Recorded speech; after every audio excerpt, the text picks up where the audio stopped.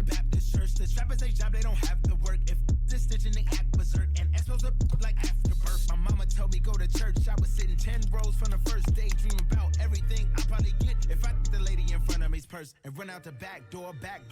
If he ask for my relationship with the Lord, you can tell at the service I'm bored. Hold on. I'd rather be on a resort. Hold on. I'd rather be serving some boys. I'd rather be serving this to a sort of thinking I know she is. Got the whole gang here.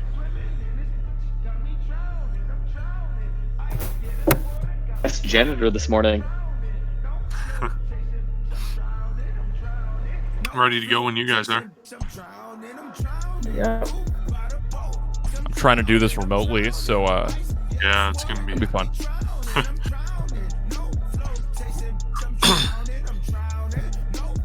And this means the Duggo gets to get yelled at if the uniforms are not what people are hoping for. Oh, I can't even check. Wait.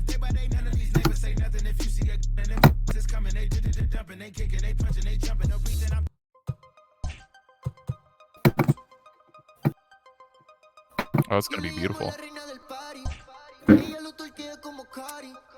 All right, you ready, Mark? I am.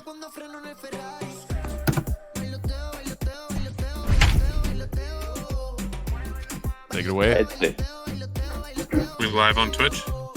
Yep. Well, thank you, and welcome to everyone just joining us now for the Blue Jays at Oakland Athletics game here at Oakland Coliseum in Oakland, California. We've got some wonderful weather and a great game ahead for you today, and we're excited to be here for at least the first part of the game with Drama King. How are you? I am doing great, Mark. How are you? Pretty good, and we'll see how this game goes. It should be a good matchup. The Blue Jays with Chase Anderson on the mound. He's had a good start to this season so far. 3-4 record, 383 earned run average. On the mound for the Oakland Athletics, as we're seeing here, AJ Puck entering his 8th start today. 2 wins, no losses, 366 earned run average in his first start to a major league season. Made his debut last year, but is just starting this year with the Athletics in the majors. Here's Bo Bichette. He'll lead things off for the Blue Jays. Swings at that first pitch, sends it up the middle. It'll be a 1-pitch single and a leadoff single on the first pitch of the game here for Bo Bichette. And if you're Bo Bichette, you got to be really happy about that. He's been on a cold streak lately, and I think that's a really great way to try to break out of that slump. He was hitting almost an even 1 for 3, 333 average just about 2 or 3 weeks ago, but you mentioned that cold streak, and now he's hitting more towards 280 than 300. But that brings up Kevin Biggio, also in a little bit of a rut lately, 200 average on the season. Takes that pitch for a strike, 1-1.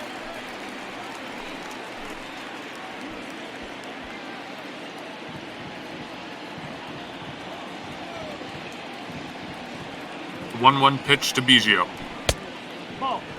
Misses low, 2-1. Puck was in contention to be the first overall pick in 2016. Ended up going 6th overall to these Athletics as Biggio swings and misses on that pitch. Needed surgery on his elbow in 2018. Not Tommy John surgery, but debilitating surgery nonetheless, and missed almost the entirety of that season. Came back in 2019, worked his way back up the Athletics system, and ended up making his debut in August of last year, just towards the end of August, just towards rosters expand in September, as Biggio works the count full with that take. And with AJ Puck being at 6'7", he's got a really overpowering fastball, topping out at over 100 miles an hour. Really a nice pitch to really get those swings and misses at. And a foul there from Biggio. Puck, a big guy on the mound, and not just an intimidating presence, but also an intimidating arm and velocity on much of his pitches. Batting third, the left fielder, Morton. Biggio taking the walk. 2 on for the Blue Jays. Puck still not getting it out here in the first inning. And not just Kevin Biggio doing what Kevin Biggio does. Last year he took 71 walks, and he's really one of the best pitch takers in the Blue Jays lineup. Really patient at the plate, picks his pitches really nicely, as we see Lourdes Gurriel Jr. standing in here, and is able to get on base almost always, whether it be through a hit or a walk. Biggio 364 on base percentage last year, despite a 234 batting average, and as you mentioned, those 71 walks and 123 strikeouts. Very good eye at the plate. Lourdes Gurriel Jr. up to bat here in the third spot in Toronto's lineup. A little bit of a hot streak himself with a good start to the season, as we see his 248 batting average, which is climbing by the day.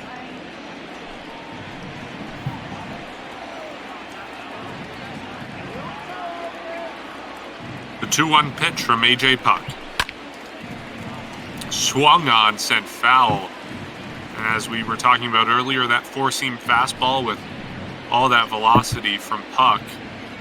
Puck looking to overpower Gurriel here. Again, 2 base runners on, still none out, and he goes inside with that 97-mile-an-hour four-seam fastball. He gets a strikeout in the first out of the game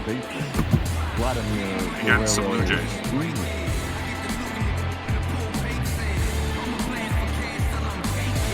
And like I said, that's just... Sorry, go ahead. Now with 1 out, there is a possibility of the double play, and runners at first and second, you can get outs at any base, but Guerrero Jr. up here will do his best to hit the ball in the air.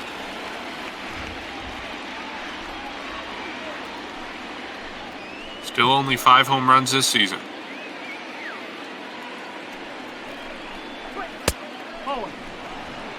Takes it inside, 1-1. And now as the season gets closer into May, you have to really wonder, was he really starting to get really overhyped? Everybody can admit that he was a little bit overhyped when Vladdy first came up. But now, with his performance, only 5 home runs going into May, definitely a bit of a question mark there based on the performance we saw from the minors from him. As that one's popped up into center field, caught. It'll be the second out of the inning. Yeah, it is a question, but I still think he has tons of time, and, he's still, bottom line, only 21 years old. He still has lots of time to work through the difficulties that he's had so far in his career, and, he only played 100 games, 120 games in the majors last season, only 30 games so far this season. Still lots of time to work on things and improve where needed. So I think it's too early to, definitively say, yeah, he's kind of failed, because you just still have so much time to figure things out. As Randall Grichuk is up to bat, who, speaking of figure things out, he has not figured things out so far this season. He's currently on a little bit of a cold streak and batting 193 below the Mendoza line. He had reached up to 200 just a few games ago, but dropping back down with a handful of poor performances at the plate. 1-2 pitch. Looks like it was in there for a strike, but he takes it and he gets the call from the home plate umpire. That looked like it was solidly in the top right corner of the zone. But not getting the call from Vic Carapazza is A.J. Puck, and Grichuk sending that and one into left field. Left fielders camped under it, and Mark Canha will make the catch, and that'll end the inning. But the Blue Jays get 2 on, and the Oakland Athletics strand him as we head to the bottom of the first.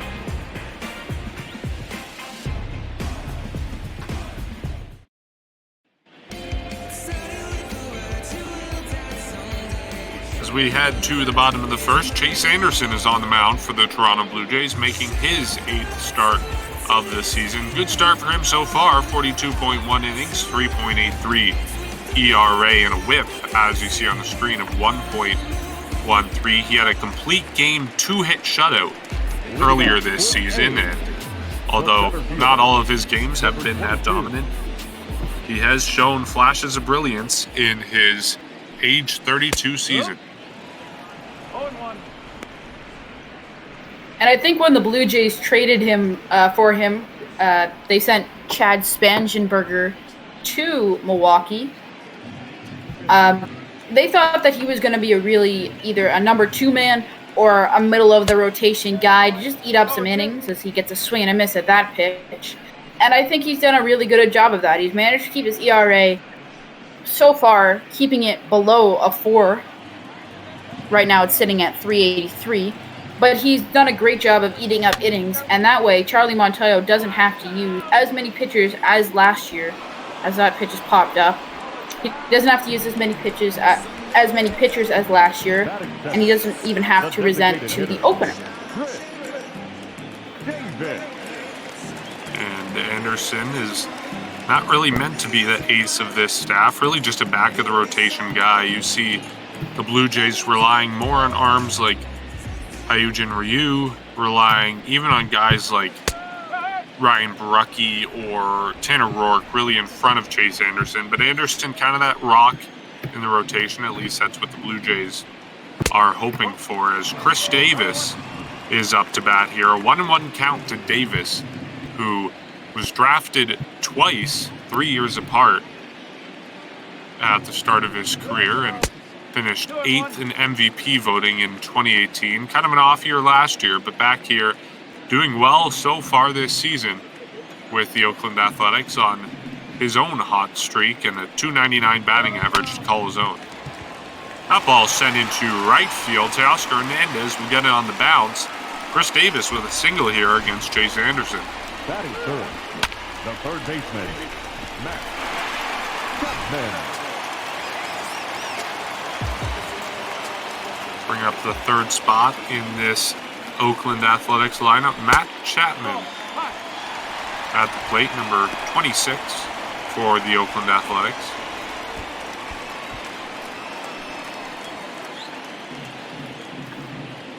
These Oakland Athletics, one of the best teams in Major League Baseball right now, as that ball is fouled off. They have the 4th best winning percentage of all teams in the league as standings stand heading into today. They are only behind the Minnesota Twins, the Chicago Cubs, and the Washington Nationals in that order. And they sit atop the AL West by 6 games. The next closest being the Texas Rangers. That ball swung on and missed. Anderson gets a strikeout for the second out of the inning and his first strikeout of the game. Batting fourth, the first baseman. And with the Athletics being so high up and such a good team, you got to also shed some light on the Blue Jays, really defying expectations here, placing right now 2nd in the AL East, only 2 games back behind the New York Yankees, which is really a surprise, especially when you think about this team really in the latter half of its rebuild as that first pitch is sent in there for a strike. It's really a surprise and really a joyous moment for Blue Jays fans, myself included, to see the Jays in 2nd place behind the powerhouse Yankees. Only 2 games back of those Yankees, and manager Charlie Montoyo has to be happy with how the team has done so far, but also acknowledging that a lot of their success and a lot of their placement in the AL East is that ball is slugged, and it is flying, and it is out of here. Matt Olson hitting a home run to center field, right above that 400 feet sign in center field. Olson putting the Oakland Athletics up 2-0 here and sending home Chris Davis, rounding the plate himself as we see him right here. Sending the Oakland Athletics up 2-0 here. And Charlie Montoyo, that man we were talking about, cannot be happy with that one.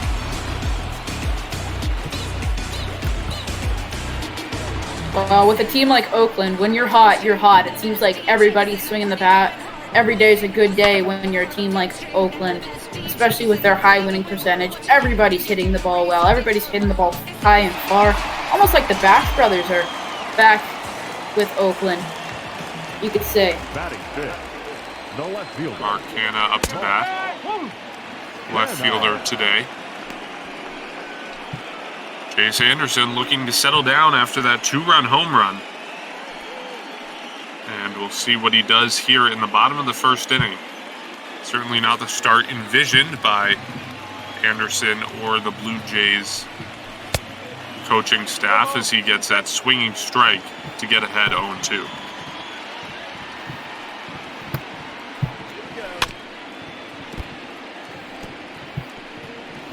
Canna is currently signed on a 1-year, $4.8 million deal signed this offseason. He gets a strike called on that one. Danny Jansen behind the plate celebrating as the Blue Jays get the 3rd out of the inning, but not before the home run from Matt Olson to deep right field here at Oakland Coliseum. The Athletics are up 2-0 as we head to the top of the 2nd inning. Leading off for the Blue Jays. Oscar Hernandez leading things off for the Blue Jays here in the 2nd inning.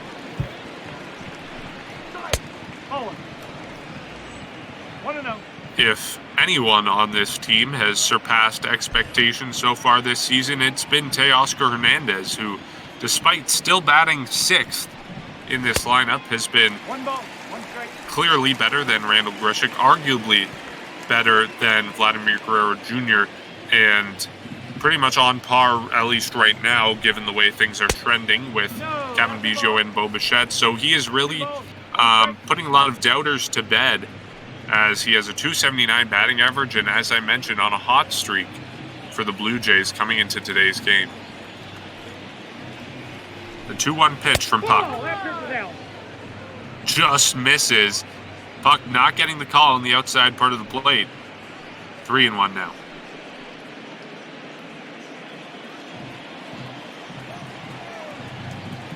Hernandez, the longest tenured Blue Jay on this roster. And he takes the ball and he takes the walk. Another walk here for A.J. Puck early in this game. His 2nd already today and his 3rd base runner in just 1 inning of work, plus, of course, Teoscar Hernandez in this inning. It'll bring up Travis Shaw, 29-year-old, made his debut in 2015, and a 180 batting average this season, but against A.J. Puck, who has struggled so far today, anything seems to be possible.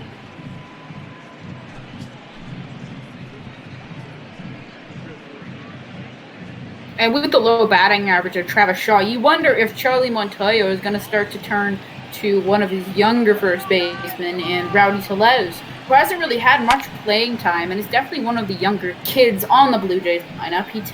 He spent a lot of time in the Blue Jays AAA system, not getting the call-up over the past 3 years. Then he finally got that call-up in 2018. And Puck with the pitch, and it's popped up to center field. It's going to split the gap, and it's going to fall in right in front of that Ricky Henderson field sign. Coming all the way around to score is Teoscar Hernandez, as the Blue Jays tally one in here with Travis Shaw with a stand-up RBI double here in the 2nd inning. I guess he must have heard me trash talking him. Yeah, he doesn't want you to be replaced with Rowdy Tellez, even though Rowdy Tellez, as you mentioned, got a lot of playing time last season, hasn't seen as much playing time this season, even though he is a young guy. Blue Jays not seeing what they want in him so far. Reese McGuire up to bat here, looking to add to the Blue Jays' success and perhaps drive in another run with Travis Shaw on 2nd base. The 1-0 pitch from A.J. Puck. Taken in there for a strike, 1-1.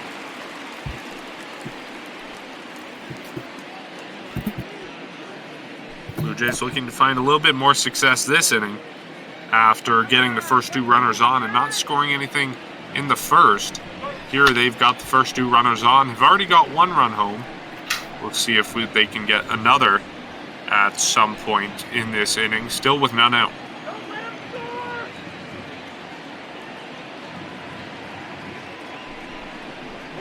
Shaw readies at second base, and the pitch from Puck is called a strike on the outside corner. Reese McGuire having some words with the home plate umpire, but it doesn't change the call. He strikes out looking on that one for the first out of the inning. And the Blue Jays still with 2 more opportunities here before they exit the inning. Danny Jansen up to bat in the 9th spot today.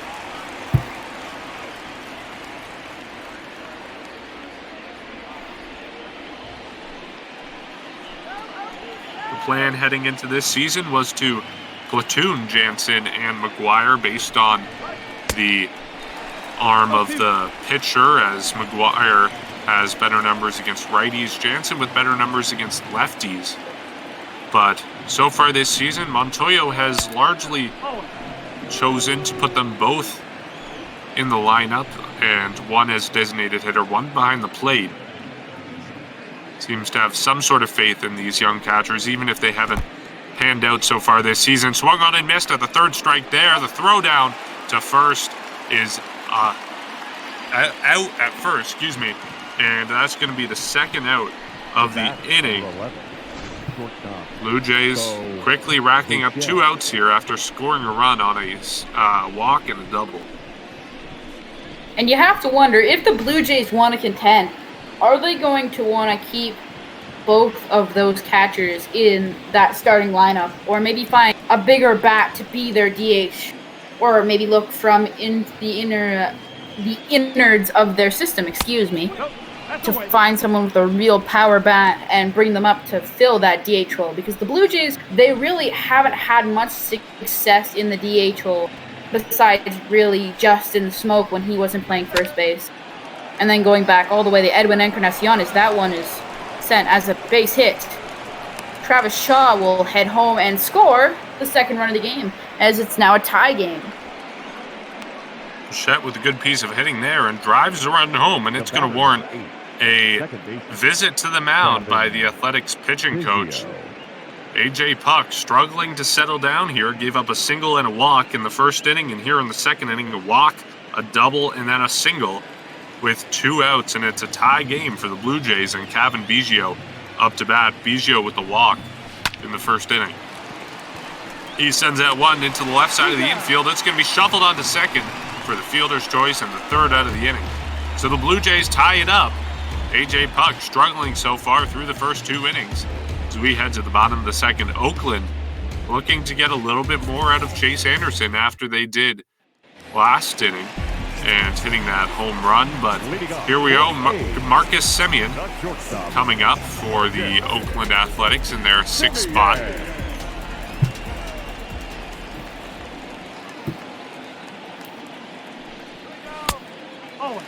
First pitch from Anderson is up for a ball, 1-0.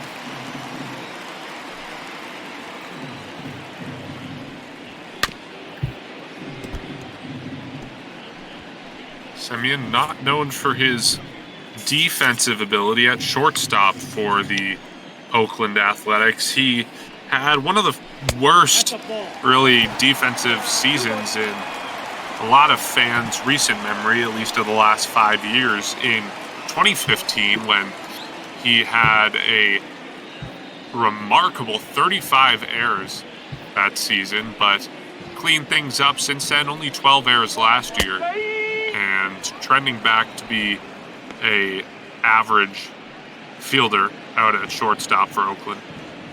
But with Marcus Semien, you don't really play him for the fielding skill. You play for him for his bat, hitting 33 home runs last year. Absolutely crushing the ball, especially for an Oakland team that was really trailing behind the Astros in the West. They really needed big bats to get wins to sneak into that wild card game.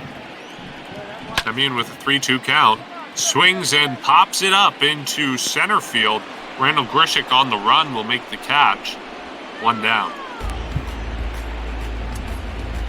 Batting 7, the right fielder, Robbie. Both teams here in play today with an off day yesterday, so rested bullpens and rested lineups.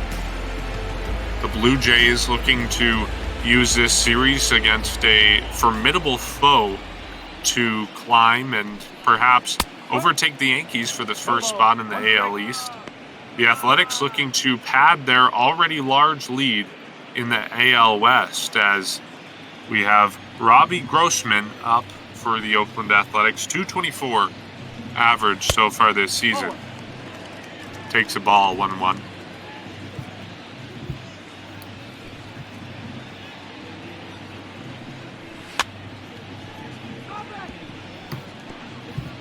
That one sent foul, large foul territory here at Oakland Coliseum. One of the largest, actually, in fact, the largest in Major League Baseball because of the dual-purpose playing field as Grossman strikes out Chase Anderson with his third strikeout of the day. And this playing field is maybe a familiar shape to Blue Jay fans, as the Rogers Center is familiar and consistent shape as the Rogers Center, at least as recently as a few years ago, was a dual-purpose stadium, recently transitioning to just a single purpose, just solely baseball, as the Toronto Argos move next door to BMO Field to share that stadium with the Toronto Football Club. As Sean Murphy up here, 0 for 4 in his last game, not yesterday, but the day before. 275 average so far this season. Grounds that one up to Kevin Biggio. Biggio bobbles it, and he'll make the throw to first. It's not in time.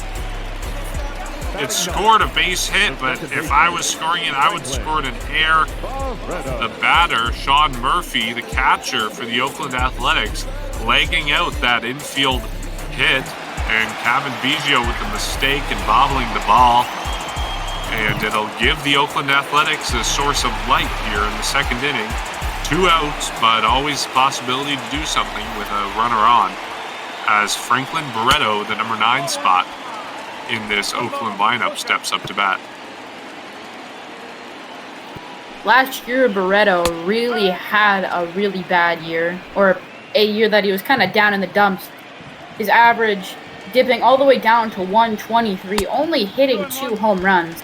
But then again, he only played 23 games, so it's really hard to judge with that small sample size. Henderson with a 2-1 count to Barreto, who is doing better this season than he was last season, as you just mentioned. He's on a hot streak currently. That ball lands in there for a strike from Anderson. The changeup, if I'm not mistaken. And Anderson looking to get out of this inning unscathed.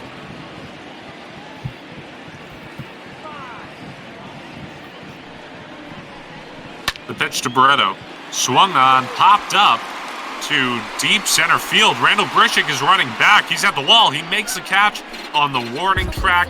That'll end the inning. Something to get your blood pressure up if you're a fan of either of these teams. But Randall Grichuk tracking that ball down, and Chase Anderson getting out of the inning with no runs allowed, despite the infield single / perhaps error by Kevin Biggio. The Blue Jays up here in the top half of the third inning. Lourdes Gurriel Jr. will lead things off for them.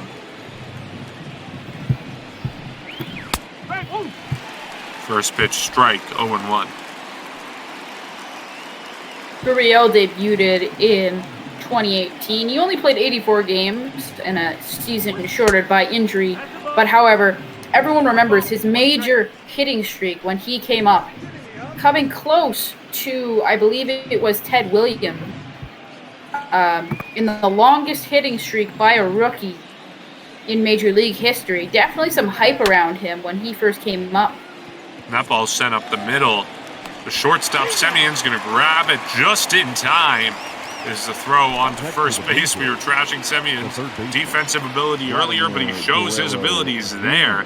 Getting the out of Lourdes Gurriel Jr. Not the fastest runner, but a good amount of speed for him. Regardless, as we take a look at the standings for the AL West, Oakland on top, leading by 6 games over the Texas Rangers. No other team in the AL West is even at 500. The Rangers, I believe, are at 17-20 so far this season. So Oakland Athletics look to have this division already cornered, and we're only a few days into May. It's always too early to make predictions, it seems, with Major League Baseball. But really, with the Oakland Athletics, with the lead that they have, that one's popped up to Chapman at third base. Chapman makes the catch, and 2 down. With the lead Oakland has on the division, you really can place them as the favorites to win the division, or at least put them as a high favorite to see postseason action later in October. Krishik up to bat here after flying out to left field in the first inning to end that inning. Blue Jays with 2 out here. Krishik originally coming over to the Blue Jays from St. Louis in 2018 in a trade with Dominic Leone and Connor Green. Going to St. Louis, that one sent into left field again. Left fielder Canna is under it, makes a catch, and that's 3 down for the Blue Jays as they go in order in this top of the 3rd inning. But we're going to see the bottom half and the top part of the Oakland Athletics lineup coming up against Chase Anderson in the 3rd inning. Heidi Watney, our sideline reporter, who has yet to figure out her technical difficulties, but is still hanging with us and still persisting, and we always appreciate her as we take a look at the team hitting stats so far this season. 64 home runs is first in Major League Baseball. And you mentioned the Bash Bros earlier in this game, and they're certainly showing that so far this season with great offensive talent and great power in this lineup, arguably the most powerful team in Major League Baseball right now. Normally I wouldn't associate that title with the Oakland Athletics, but definitely with the hot streak they are on and with the skills that they have been showing, it's really just no question that they have been producing at a different level lately. 1-1. Anderson 1-1 to the leadoff batter, Loreno. Here, the center fielder for the Oakland Athletics. Swings and misses at that one. A rough swing and miss. Not sure what he was looking for there, but he didn't get it. 1-2 from Chase Anderson. Misses. Loreno flew out to right field in his first at-bat. Fouls that one off, 2-2.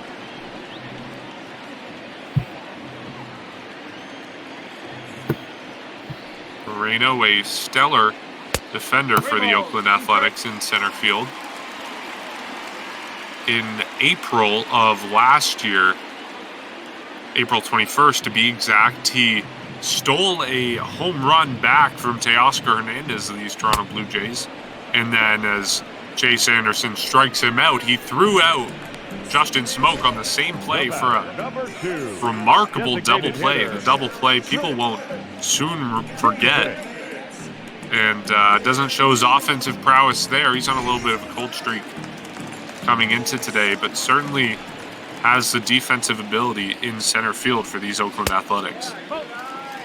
I remember watching that game and seeing Teoscar Hernandez hit that ball, and I was like, oh, that's gone for sure.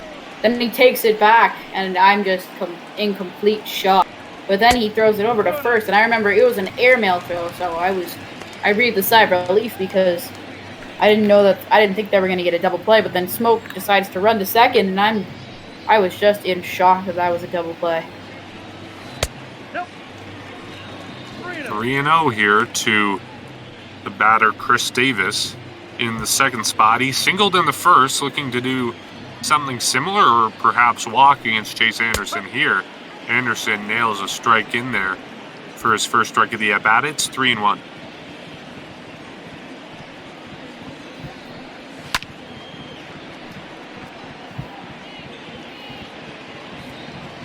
It's going to be a full count as he fouls it off.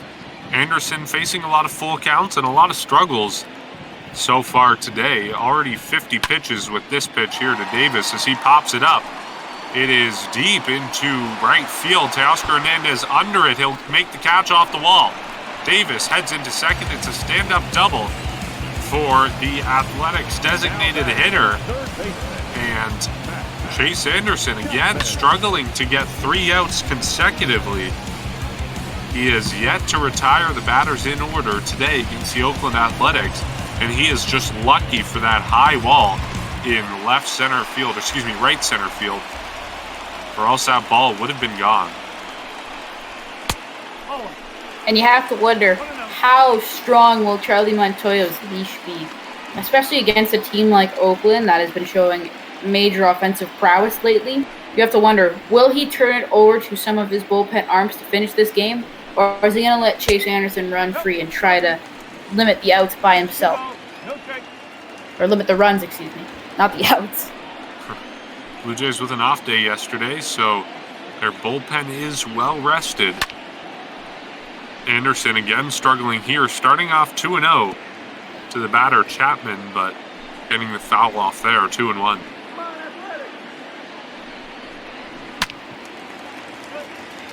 That one's popped up. It's in foul territory. Travis Shaw will camp under it. He'll make the catch in the enormous foul ground here at Oakland Coliseum, and it's the second out of the inning. Oakland definitely having one of the weirder foul grounds, mainly due to those bullpens on the field still. I believe one of the two stadiums that still has on-field bullpens. The other being Tropicana Field in Tampa Bay. Anderson facing off against Olsen here. Again, missing with the first two pitches, 2-0.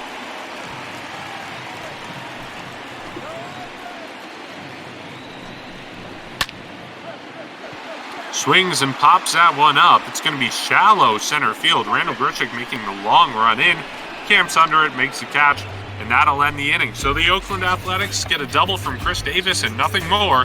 We're heading to the top of the fourth inning with Teoscar Hernandez leading things off for these Toronto Blue Jays.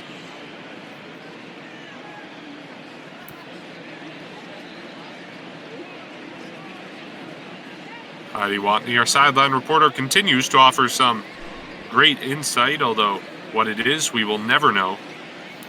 Travis Shaw shaping up in the on-deck circle. Presumably that insight is about Travis Shaw. But again, we will never know. Teoscar Hernandez, like I said, leading things off this inning. He walked in his last inning. And there are a few guys in this Toronto lineup that are former Astros. Of course, Hernandez came over to the Blue Jays from the Astros in 2017. Hernandez. Excuse me, go ahead. Hernandez was acquired in the Roberto Osuna trade.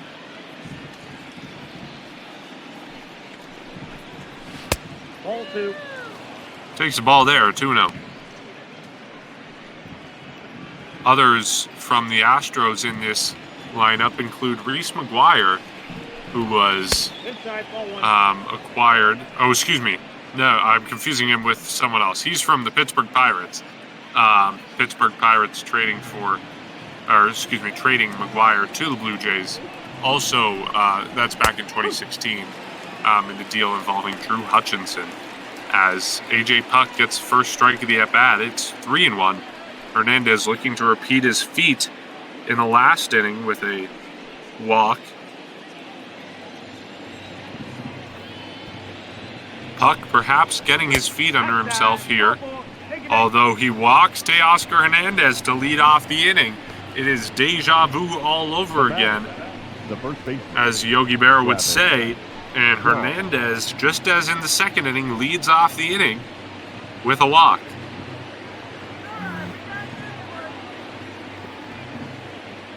And if history repeats itself, Travis Shaw, who hit a double in the second inning to score the Blue Jays' first run of the game. Of course, Hernandez coming around home to score that run. May do the same here if the Blue Jays get any sort of luck.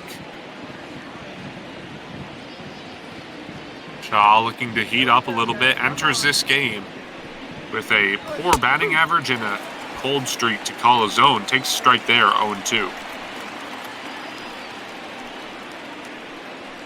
And when the Blue Jays signed Travis Shaw, I was sure that they hoped for him to rebound, have a season more like his 2018 season. versus his 2019 season. Pops that one up into right field. It's going to be very playable. Makes the catch for the first out, and the throw quickly in from the right fielder, Robbie Grossman. Number 10. And the Blue Jays with one down here. And I'm sure that the Brewers were happy to cut ties with Travis Shaw in favor of the former Blue Jay Justin Smoke, who signed with the Brewers in the offseason. Shaw, not with a warm exit from Milwaukee. He had a pretty dismal season last year, 86 games in the majors and 42 games in AAA for the veteran of 29 years. A negative 1.2 WAR in the majors. But Reese McGuire, the guy we were talking about earlier, acquired from the Pittsburgh Pirates, pops it up to Marcus Semien, a short. He'll make the catch, and that's the second inning, or excuse me, the second out of the inning. Now batting, number 9.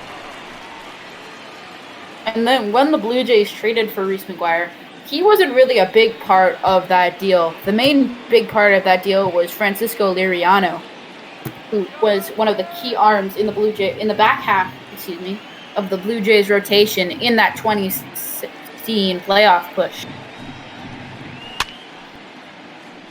Jansen up to bat here, and another part of that deal was Harold Ramirez, who came over again with the Pirates. A big haul for the Blue Jays from the Pirates, getting Liriano, Ramirez, and McGuire. Ramirez, I believe, maxing out his service time in the minors and signing with another team as a free agent, although I'm not confident about that. I do know that he's no longer in the Blue Jays system. Danny Jansen fouls that one off 0-2.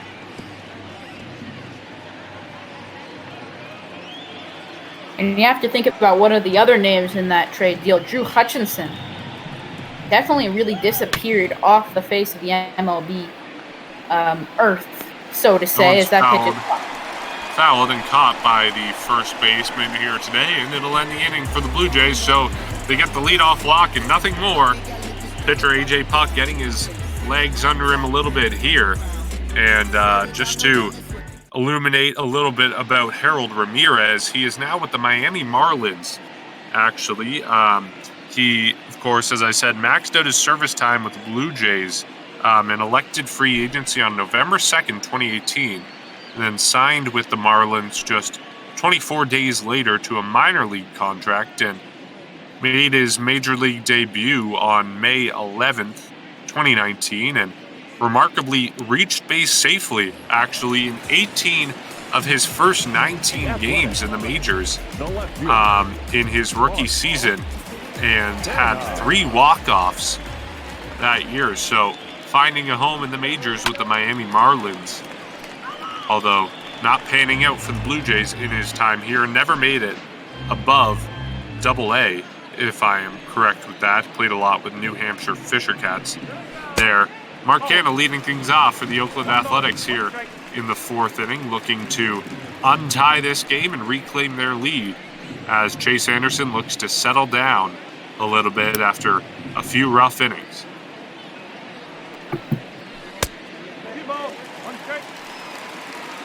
Taken 2-1. And I think that's one thing that Mark Canha has gotten a lot better at over the last few years. Doubling his walks between 2018 and 2019. Definitely become much more patient at the plate compared to his earlier seasons. He'll pop that one up. Vladimir Guerrero Jr. pedals back, shuffles to the left field line, makes a catch. 1 down. Now batting, shortstop, Marcus Semien. Chase Anderson already at 62 pitches, and we've been talking about his pitch count so far today. For the Blue Jays with a rested bullpen, shouldn't be too anxious in this first game of a 3-game series against the Oakland Athletics. That ball misses up and in. 1-0.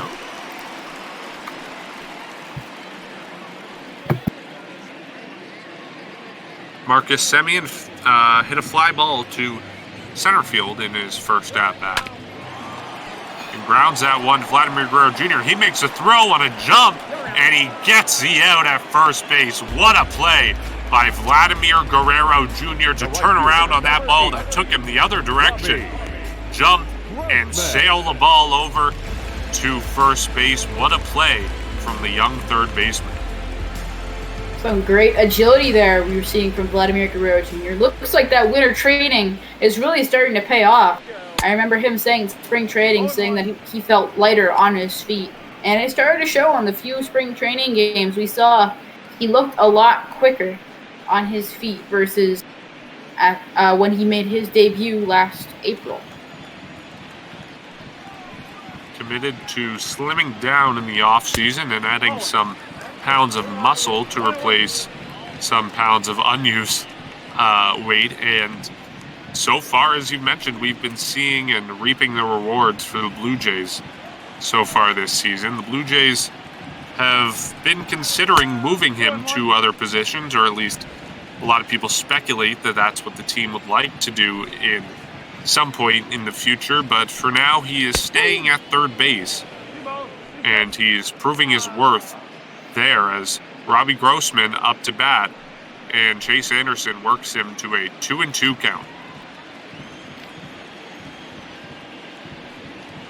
The pitch from Anderson. It's grounded up the middle. Anderson stops it, but it gets through him anyways, all the way through to center field. Randall Grishik throwing it back in, but it is a 2-out single here in the fourth inning. And coming back to Vladimir Guerrero Jr., he actually, when he was younger, he wanted to be a corner outfielder just like his father.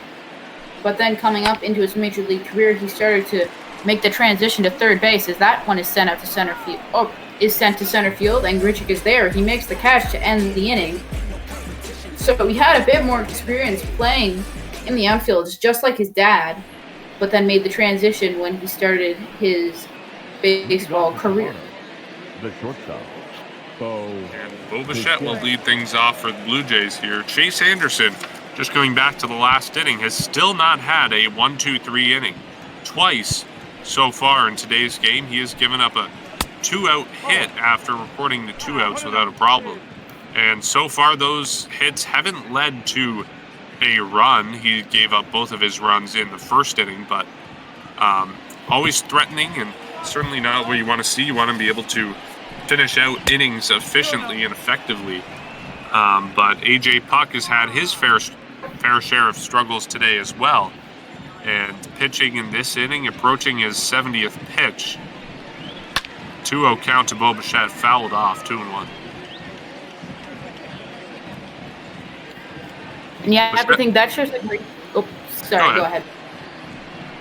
Bichette with 2 singles already so far today in only the 5th inning, and looking like he might be able to do something here with a 3-1 count against Puck. And you have to just give credit to the Blue Jays bats here. That one sent to first base. He'll throw it onto the pitcher, Puck, and he'll run over and make it just in time. Bichette sent packing for the first time today. 1 out here in the 5th inning. And you have to give that high pitch count on A.J. Puck. You have to give the Blue Jays bats credit. Wasting pitches, taking balls, really driving up that pitch count. Already on his 70th pitch in the 5th inning. As that first pitch is in there for a ball. Both teams looks like they'll have to go to their bullpen soon. Kevin Biggio taking the first 2 pitches for a ball. So Puck struggling to throw strikes both against Bichette and here against Kevin Biggio in the 5th inning. Swings at that one, 2-1.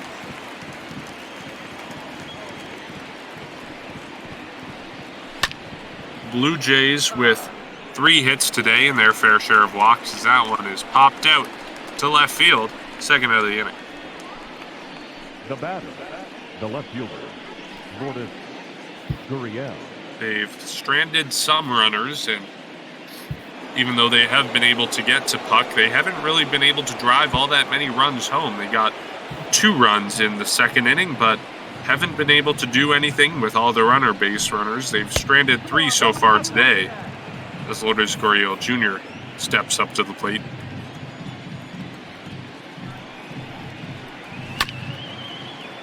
That one's going to be grabbed by the first baseman just before it tails foul. What a play there by the first baseman, Matt Olson. It ends the inning. The Blue Jays go down in order for the first time since the third inning, and we'll see what Oakland does coming up in the bottom half of the fifth. Franklin Barreto is leading things off. He's 0 for 1, a flyout in the second inning, and a 276 average so far this season.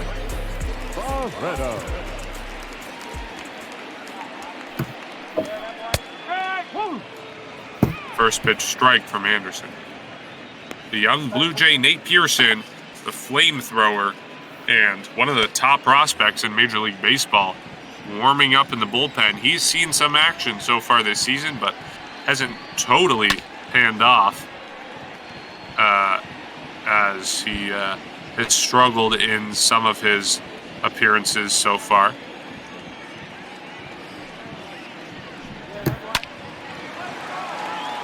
That one's sent into right field. It'll get down. Teoscar Hernandez not rushing or really looking like he had any sense of immediacy trying to get that ball.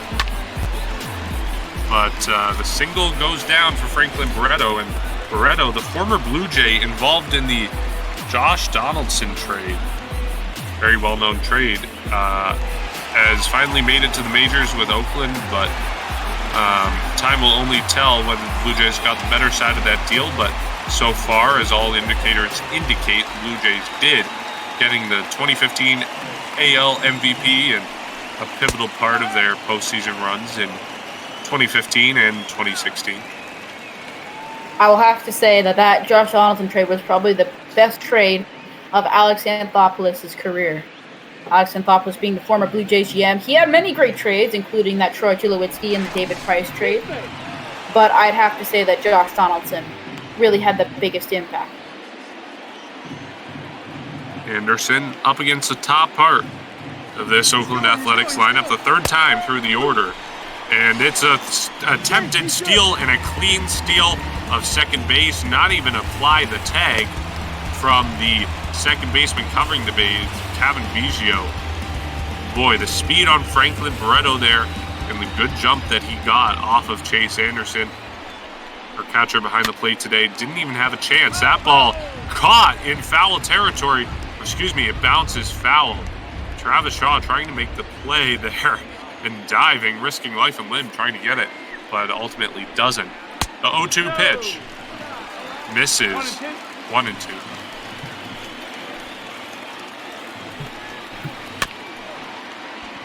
That one, this time fair, grounded Shaw. The Shaw will throw to the pitcher, Anderson.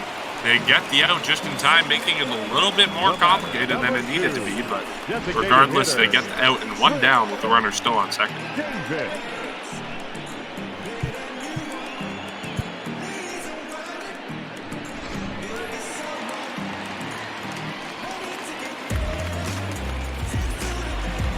Now up back Chris Davis, the number 2 spot in this Oakland lineup.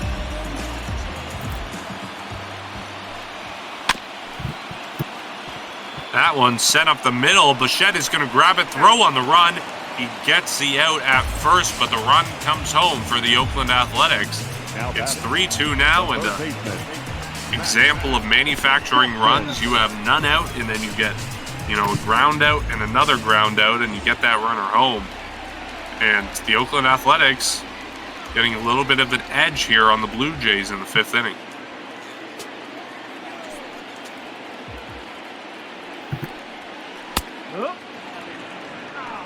First pitch to Matt Chapman is in there for a strike, going one.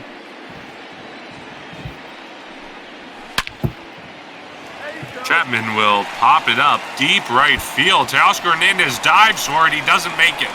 Chapman is on to second. He'll hold there as the throw from Hernandez is in quickly. Boy, the Oakland Athletics continue to peck away at Chase Anderson and the Toronto Blue Jays here in the 5th inning. And that's just Matt Chapman showing that power that he has. And Matt Chapman's really one of the most complete packages out there. He's got a great power bat and a lightning quick glove, especially at the hot corner and third base. Definitely one of the best defensive players in Major League Baseball.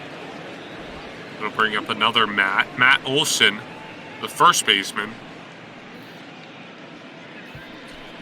has a little bit of a connection to these Blue Jays. He broke his hamate bone on his hand in April of 2019, which forced the Oakland Athletics to look for another first baseman, and they ended up looking to the Toronto Blue Jays, which where they acquired Kendrys Morales, as Olson strikes out for the third out of the inning, but not before the Oakland Athletics manufacture some runs and tack on another one. They're up 3-2 as we head to the top of the sixth inning.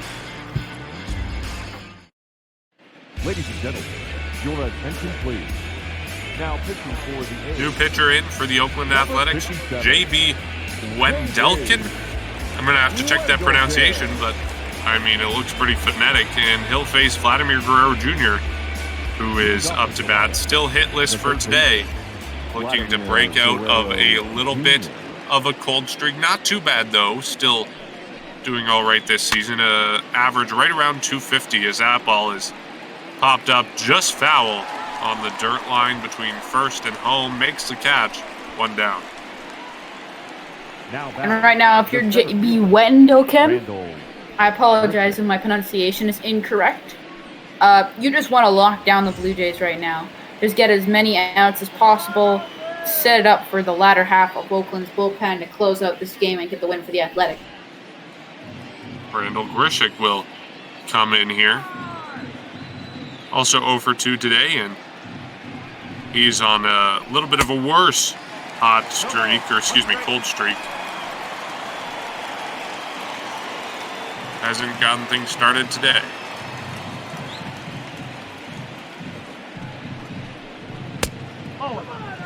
That ball misses inside, forces Grichuk to dance off of his batter's box.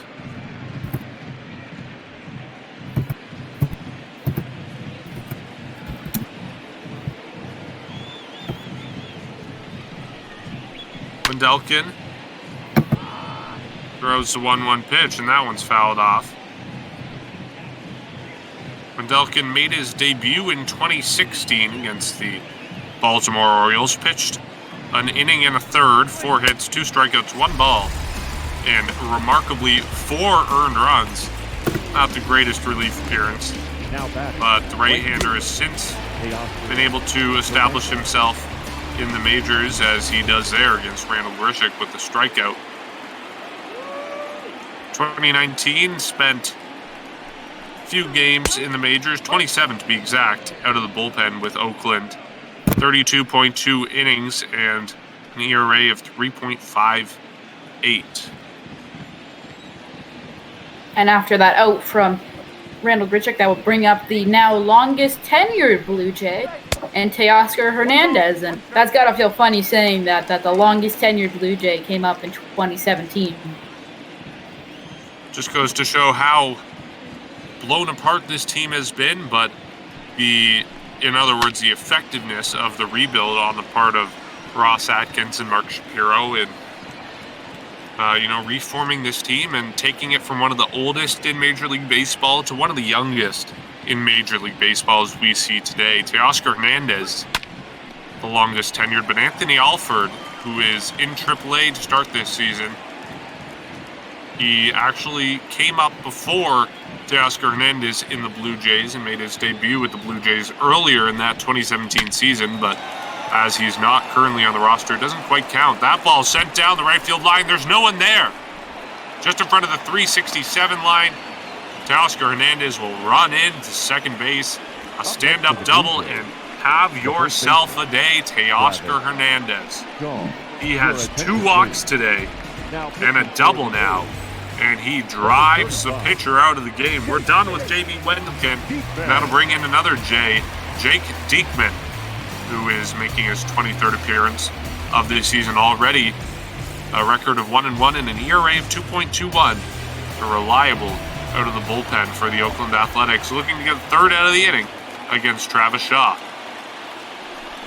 And coming back to that Teoscar Hernandez double there, if you're Charlie Montoya, you just got to be really happy that one of your lower class bats have really come up and really started to take a leadership position and being one of the better bats on the team.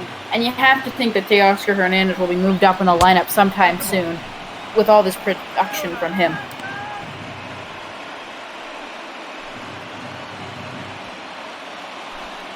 Travis Shaw taking 2 balls. Diekman coming into the game has yet to throw a strike. We'll see what he does here. The pitch from Diekman is fouled off by Shaw.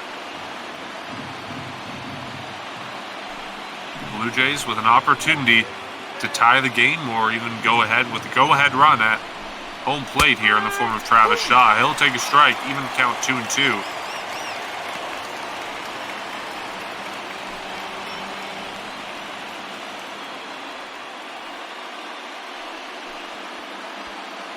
Diekman trying to get the out, trying to reserve and preserve this Oakland Athletics lead. Teoscar Hernandez with the lead off second base. It's a ball, and we'll take it to a full count. I think that this is one of the key pitches in the game right here. Full count, runner on second. If you take the walk, you're putting pressure on the pitcher. If you get the hit, that scores a run and ties the game. That one's popped up. It'll be deep into center field, but playable, and the catch will be made by the center fielder, Ramon Lorena, for the Oakland Athletics, and that'll end the inning. The Blue Jays squandering their chance here, struggle to get that other run home, and the Oakland Athletics preserve their lead as we head to the bottom of the 6th inning.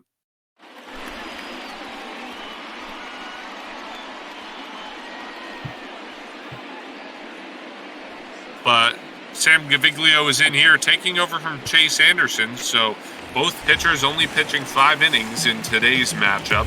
Sam Gaviglio with not the best start to the season, but a reliable pitcher out of the bullpen nonetheless, and available always to eat up innings for the Blue Jays.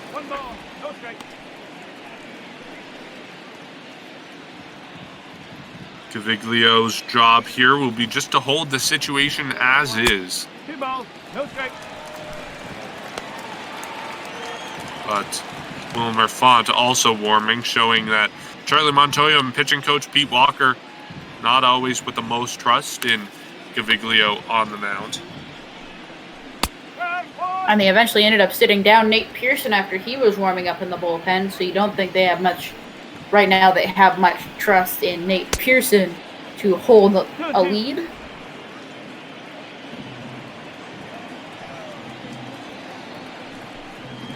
Gaviglio with the 2-2 pitch, and that one is slugged deep to left center field, and you can say goodbye to that one. A home run from our spot in this Oakland Athletics lineup. Mark Canna with a slugged ball there, and it is just going to add insult to injury. The Oakland Athletics going up 5-2 here in this 6th inning. 4-2 in this 6th inning. And that's a big insurance run you need right there for the Oakland Athletics, especially with the Blue Jays' hotter bats coming up in the next few innings. You really want to have that insurance run so you can let your bullpen lock down. And even if they allow 1 run, it's still okay because you still have that extra insurance run. And that was absolutely matched. A little bit of a bat flip even from Canna. Marcus Semien will be forced to follow that one up. He's up here for the Oakland Athletics. Sam Gaviglio coming into this game, giving up a home run. And I was saying his job is to hold everything where it is right now, and certainly has not done that so far. Giving up that home run to Mark Canna. His pitch here to Semien is taken for a strike, 0-1. But that definitely shows that Charlie Montoya has his trust in him, as that pitch is sent and caught by Teoscar Hernandez out in right field. That definitely shows that Charlie Montoya has trust in Gaviglio. That even after that monster home run, he's still going to let him go in, and he's not even going to change pitchers. And of course, he's got Wilmer Font warming in the bullpen, but sticks around with Gaviglio here.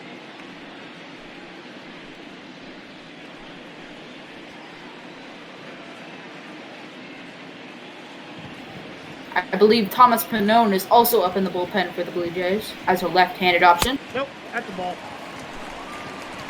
2 balls, no strike.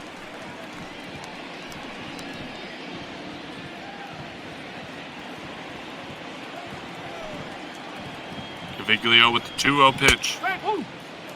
In there for a strike just at the bottom part of the zone. Robbie Grossman taking the pitch. Grossman for the Oakland Athletics, drafted out of Cy-Fair High School in Cypress, Texas. That ball picked up by Vladimir Guerrero Jr. He'll bobble it, and there's no chance at first. He doesn't even make the throw. Again, scored a base hit. The scorer today, very generous. Looks like another error on the part of the Blue Jays. And just like that, there's another runner on for the Oakland Athletics.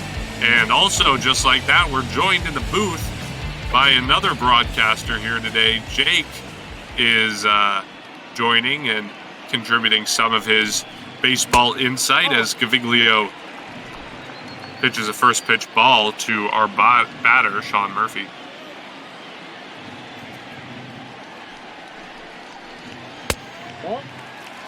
Another ball, 2-0. So 2 questionable calls and 2 questionable plays by Blue Jay fielders today.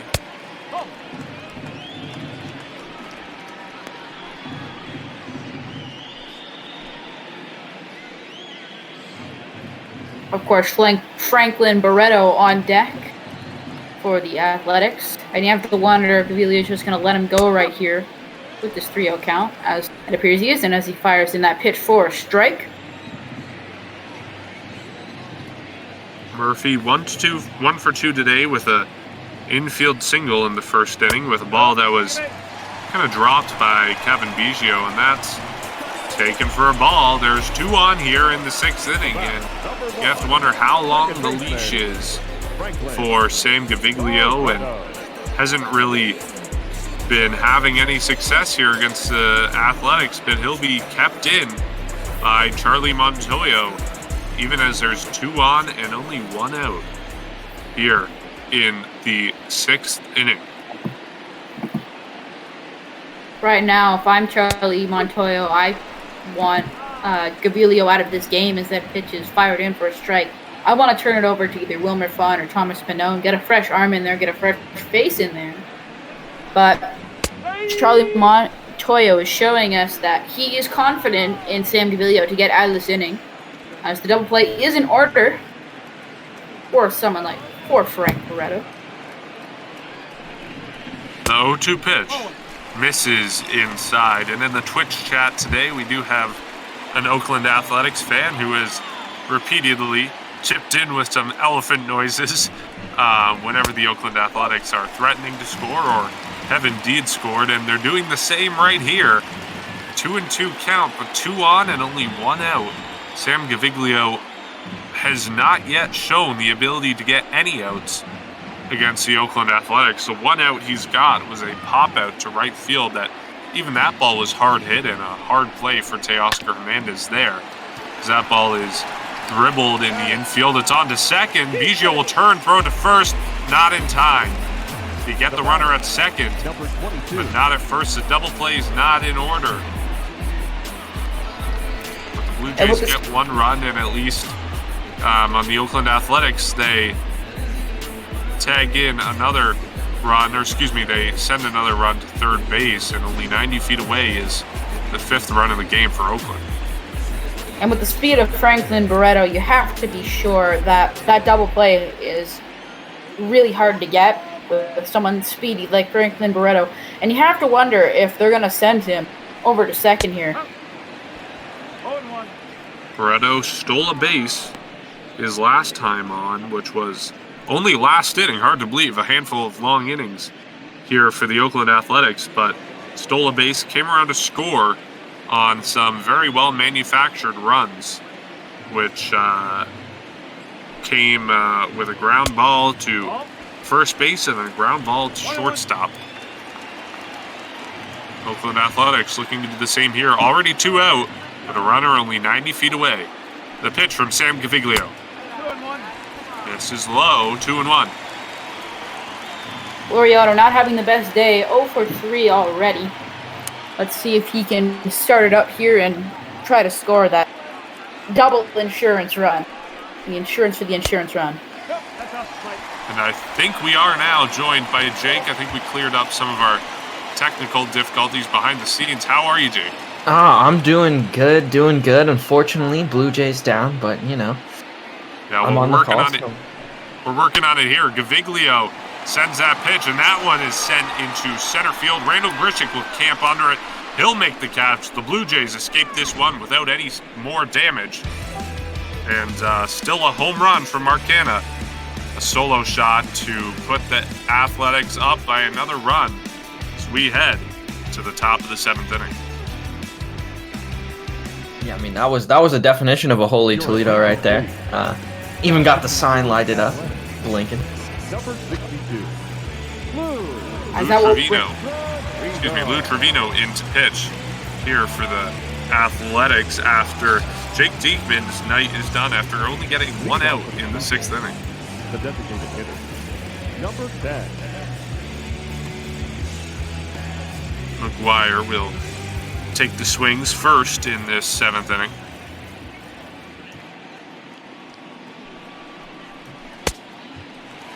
No ball. So the Athletics, they had an off day yesterday, and they're showing it today with lots of bullpen action and 2 more relievers warming today. They're already on their 4th pitcher of the game, 3rd reliever. And despite that off day yesterday, they still don't want to run through all of their pitchers. But you really have to think that the main reason they've had so many pitchers is because of that slow start from AJ Puck. Definitely coming out of the gate, not throwing too many strikes, walking a lot of batters as that ball is grounded onto first. First baseman takes it and throws over to first for the first set of the inning.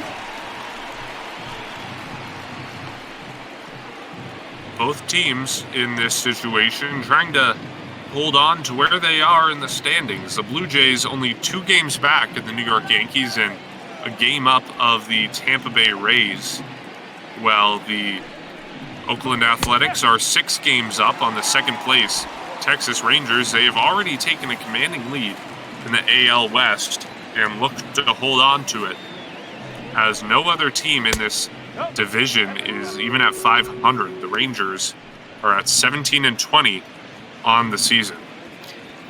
Yeah, I mean that division in general has just been a dumpster fire, and I mean it's good to see in terms of the Astros, but yeah, that's just going to be if anyone can even start to compete as a baseball team. If not, the Oakland Athletics are going to be walking away with it this year. The 2-1 pitch to Danny Jansen, taken for a strike. Looked like he may have curved below the zone. He takes it, and it's called a strike. 2-2.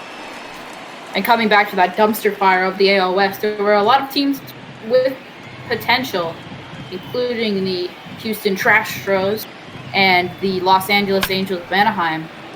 That ball sent by Jansen. It's going to be fair, and there's no one there to get the ball just down the foul line. Jansen will slide into second. He's safe as the ball gets away from our second baseman. And the Blue Jays with a double here in the 7th inning. Their first double since only last inning when Teoscar Hernandez doubled in a very similar ball down the right field line. And Jansen providing the Blue Jays with an opportunity here with the top of the lineup due up. Bo Bichette already with 2 singles today. Looking to repeat himself here. He sends that first pitch foul down the left field line.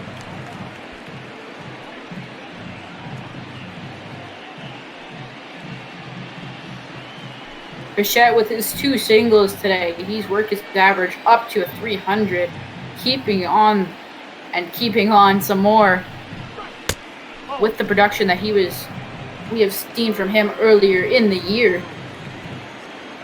Hasn't been great with runners in scoring position, though, as we saw that stat flash across the screen. Just 209 batting average. Wanted to hit one there, but slugs it foul. And really, if you're the Blue Jays right now, you're hoping you can get either Bo Bichette or Kevin Biggio on and then bring up Gurriel Jr. to try and knock everyone home. That one's grounded to second base, on to first. Second out of the inning. You won't get Bichette on, so the baton will be passed to Kevin Biggio, coming up in the 2 spot in Toronto's lineup, as there's a runner 90 feet away now, and a new pitcher in for the Oakland Athletics. Yusmeiro Petit is in to pitch his 15th relief appearance of the season so far. His 4.38 ERA is not quite representative of his 11-6 strikeout to walk ratio. Good ratio for him out of the bullpen. Biggio looking to get to Petit here in the 7th inning. Yeah, the big thing for Petit is that he's really effective against lefties, but has a really high average against from righties. So really a kind of sided batter pitcher. And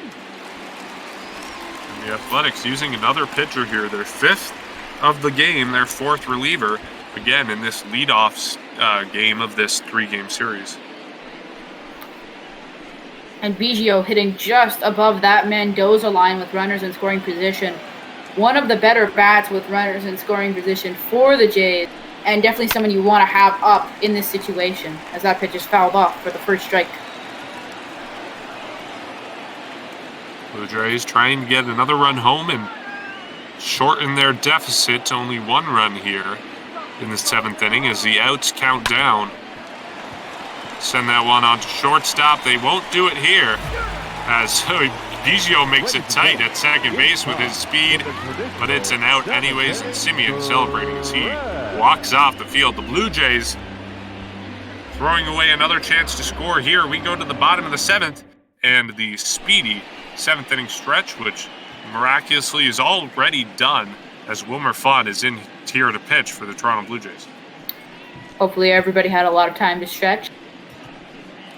Yeah, unfortunately we don't have our organist yet. Still technical difficulties, so no musical stretch. Still figuring out the details of many things behind the scenes here at ML Bop Ball. But if you want to help call a game or figure something out, or play organ for the 7th inning stretch, whatever it may be, I encourage you to head to our website mlbopball.com, where you can join our Discord, which is where everything happens. But also on that website, you can check out fantasy standings, a game archive, sortable by team, stats, and more. We have everything. Just go to mlbopball.com. And I'll also take this moment to encourage you to donate to Meals on Wheels. The link is below, and 100% of the funds raised goes to that charity as Chris Davis strikes out for the first out of the 7th inning. The third baseman. Yeah, and you see there Wilmer Font goes to his his secondary pitch there, that curveball. Uses his 4-seam about half the time, but at that curveball about 20% of the time, and you see why. Pretty effective at getting swings and misses. And so far, 3 pitches, 1 out. Right now, and that will bring up Matt Chapman. Matt Chapman faced off in the first round of the home run derby with the Blue Jays' Vladimir Guerrero Jr., and you have to say that he got annihilated pretty much. When Guerrero, Vladimir, for his part in that first round, had a record-breaking single-round performance. He had 29 home runs, which was the most ever for a 1-round performance in the home run derby. So a little bit of a rude awakening for Chapman, and Chapman getting knocked out. Guerrero eventually making it to the finals in that derby, as that ball is slugged down the right field line. Going to be another double for Chapman, who doubled in his last at-bat with a very similar poke down the right field line. I just keep saying that's what Matt Chapman does. Uses that elite bat and that elite glove, one of the best package players in the MLB.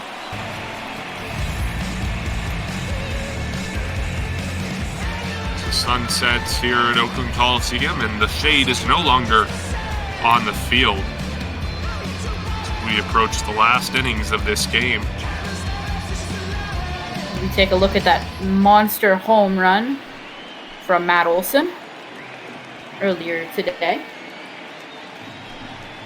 Came in the first inning and put the A's up 2-0 with a runner on base, Chris Davis, who was on first. for the Athletics, and the Athletics really haven't looked back. The Blue Jays pulled within, or excuse me, tied it in the second inning, but then the Athletics pulling ahead again and not looking back from that. But Wilmer Font looking to keep the game within a stone's throw distance of the Blue Jays offense, and of course the Athletics trying to get another run and another insurance run in here in the 7th inning with a runner on second base.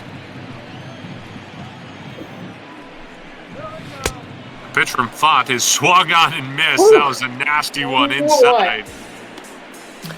Yeah, you see Wilmer Font going to the slider there. That's his least used pitch, but maybe he should be using it more often because, man, oh man, Mr. Olsen had no idea where that ball was going and swung at just one of the worst pitches of the game. Looks like a caveman swinging a club there. Nasty swing from Olsen, and doesn't get the home run that he had in the first inning, but Mark Canna also has a home run today. It came just last inning and put the Athletics up 4-2 instead of 3-2 as they were for the majority of this game.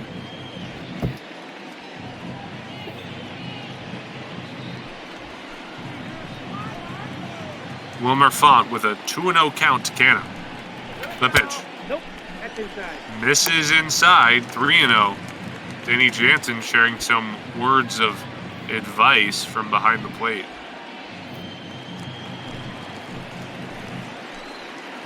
Jansen, of course, just trying to tell Font to calm down, focus on him, and fire in those strikes. And he gets that first strike off that fastball from Font.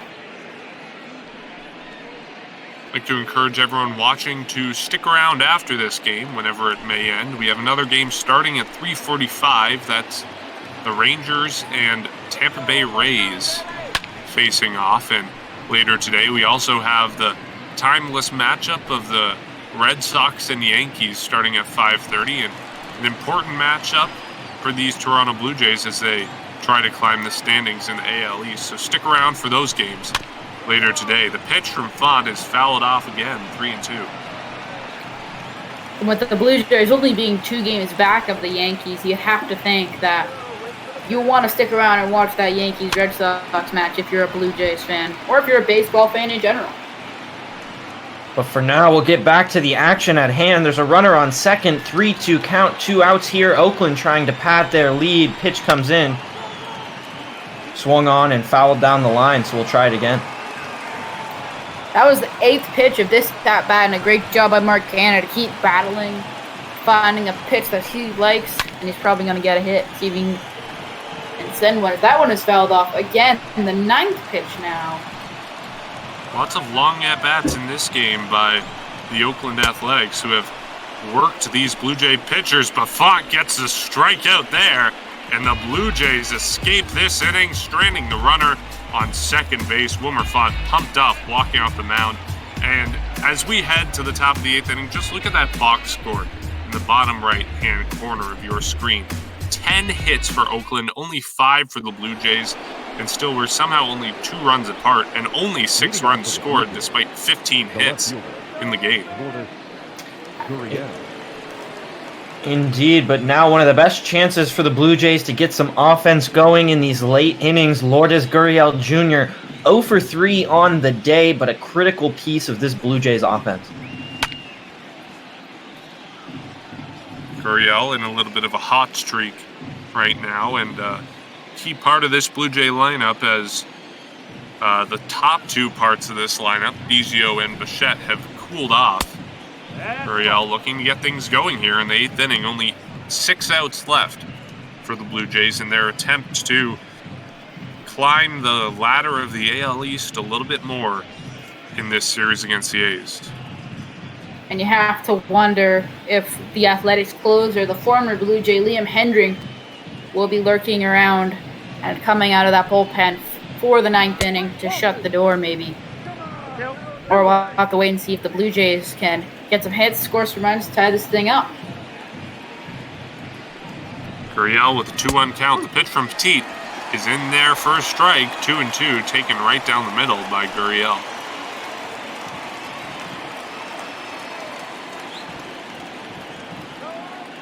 Gurriel hasn't been on base today. Swings and misses at that pitch, down and away. He's sent down swinging for the first out here in the 8th inning. Third baseman, Vladimir Guerrero Jr. It'll bring up Vladimir Guerrero Jr. Only has 5 home runs this season. We were talking about that earlier, his lack of power so far to start this season, but doesn't erase the possibility of doing something here. 1-0 count from Petit.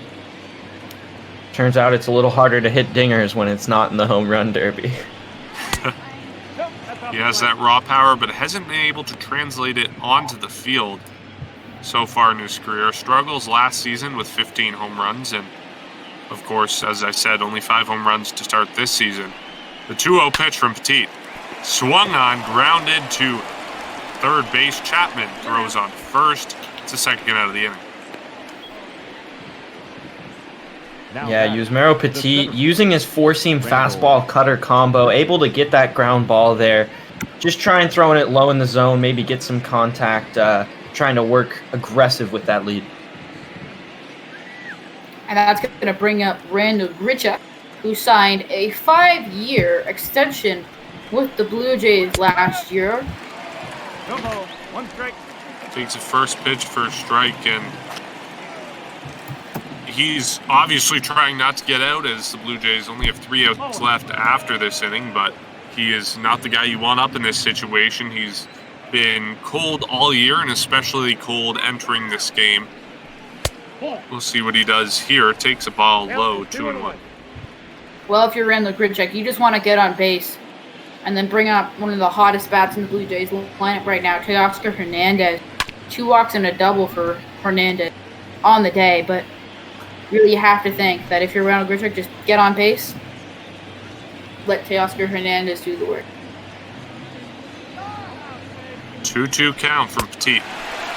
Swung on and missed. Petit gets a strikeout, and the Blue Jays are sent packing in order.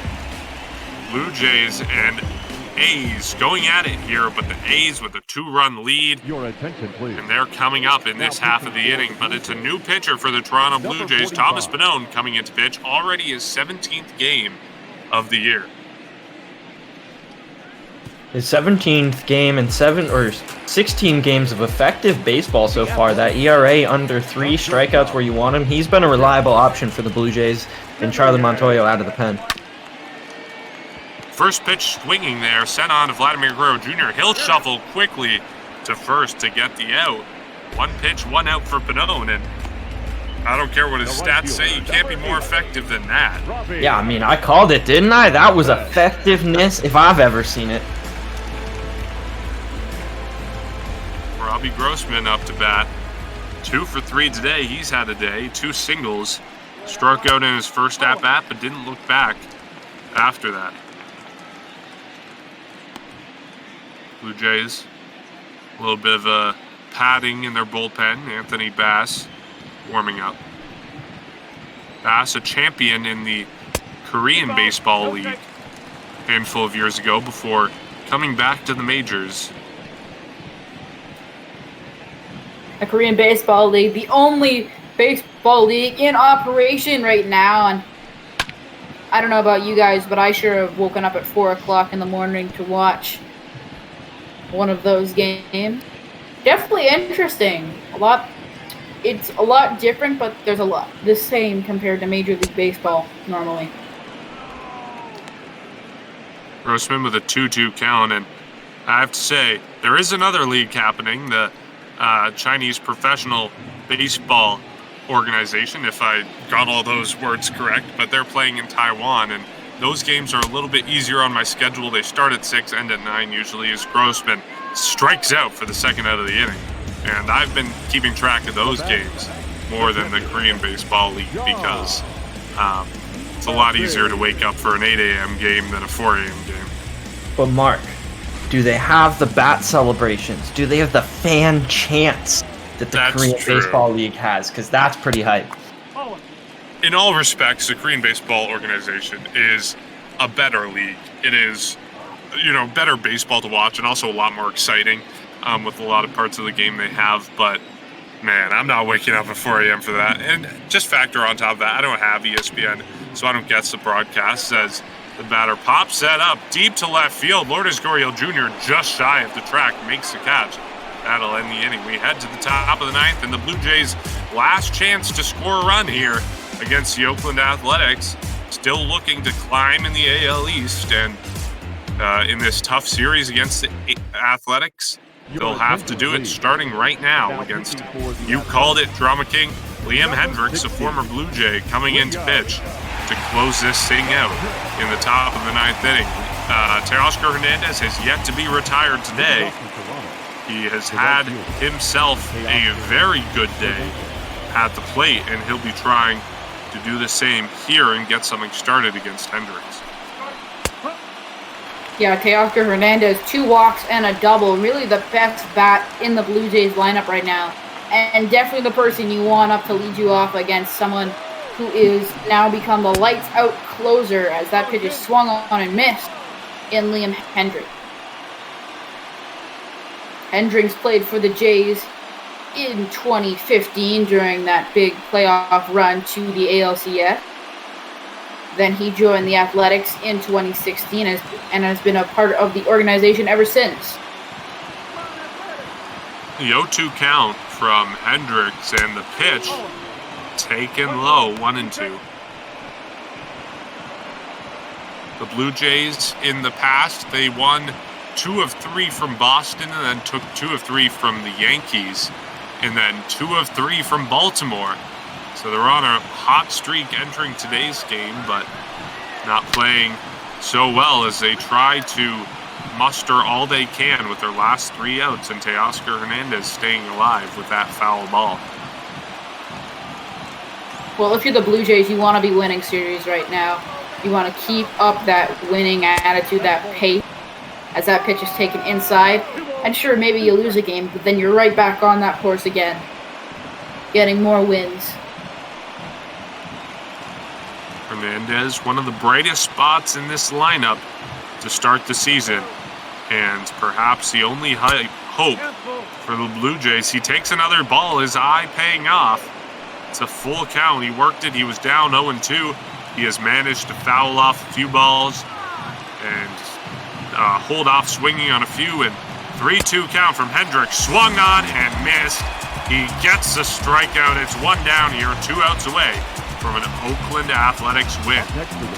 Yeah, and Liam Hendriks has a real interesting curve. Gets all the way up to 85 miles an hour, but that's still a huge 12-mile-an-hour drop off his average fastball. So just a real hard pitch to hit, not the exact usual speed you're seeing these curveballs being thrown, and just great difference in velocity, able to get Hendriks some strikeouts. Travis Shaw will be up against that tough pitch in this at-bat. He had a double in his first at-bat in the second inning, but hasn't done anything since then. Of course, that double scoring one of Toronto's runs. He'll be looking to score another one potentially here, as the 0-1 pitch from Hendriks is taken just on the corner of the zone. Quickly 0-2 to Travis Shaw. The pitch from Hendriks misses low, 1-2. And we're seeing only fastballs from Hendriks here. He's really looking to set up for his curveball, try to mess up the timing of Travis Shaw and get that third strike. The pitch from Hendriks misses again, 2-2. So Hendriks, the last 2 batters, has gone 0-2 with 2 first pitch strikes, and then climbed to a little bit of a less advantaged count. We'll see what he does here, if he can pull off the strikeout as he did with Teoscar Hernandez. Misses again, a full count again to these Blue Jay batters. And that 2-2. Sorry, go ahead, Jay. Oh, looks like he went with a slider there, tried to use his secondary pitch, just not able to keep it high enough, breaks a little bit down in the zone, so ends up a ball as the pitch comes in. And that's just taken right down the middle. Curveball just plops in there, and Hendriks records his second K of the day. Number 10. Back-to-back strikeouts for Hendriks, and all of a sudden the Blue Jays are down to their final out here. It's going to be Reese McGuire coming to the plate for the Blue Jays with the last chance to score with 2 out here in the bottom of the 9th inning, or excuse me, top of the 9th inning. against the ever-formidable Liam Hendricks. First pitch swung on and missed, 0-1. Yeah, wow. Toronto can't get it done in this 9th inning. No one even looking really competitive. No one able to get a ball in play. You know, you can foul as many as you want back. You got to get something forward. Fouled off. And making a run at it is the left fielder. Doesn't quite make the catch, but gets his cardio in there. And all of a sudden, the Blue Jays are down to their final strike. The pitch from Hendricks. Swung on, popped up. It's going to be foul. The first baseman runs over. Matt Olson camps under it. He makes the catch, and that's the game for the Blue Jays and the Athletics. The Athletics holding on to come away with a 4-2 win, improving their might, improving to 25-15 on the season, and 7 games up in the AL West. The Blue Jays losing a little bit of their momentum in the AL East. They're still going to hold on for the second spot. They're an even 19-19. A good game between two teams that are on a roll here, but the Athletics pull off with the first one in this afternoon baseball game. Thanks to everyone for tuning in, and we'll be here for a few more minutes with the post-game show. But as always, we have another game coming up. It is the Yankees and the Red Sox at 5:30, but before that, the Rangers and the Rays. If you are a Athletics fan, you should stick around for that one, as the Rangers are second place in the AL West. But as we look at these replays here, Matt Olson got it started with a home run to right field in the bottom of the first.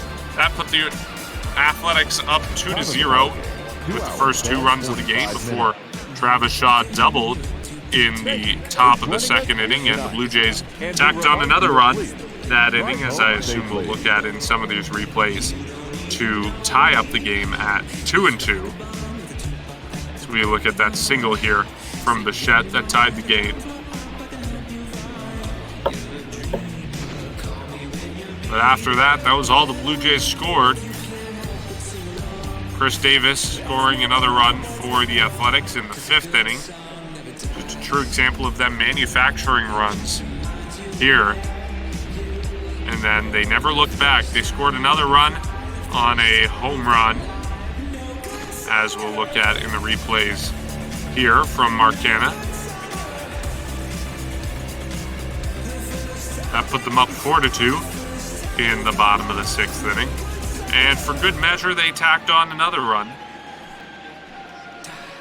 Or excuse me, they didn't. I keep thinking it's 5-2.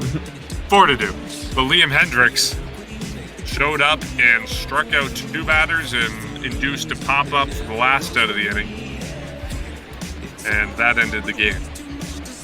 Indeed, a sad loss here if you're the Blue Jays. You liked where you were coming into this game.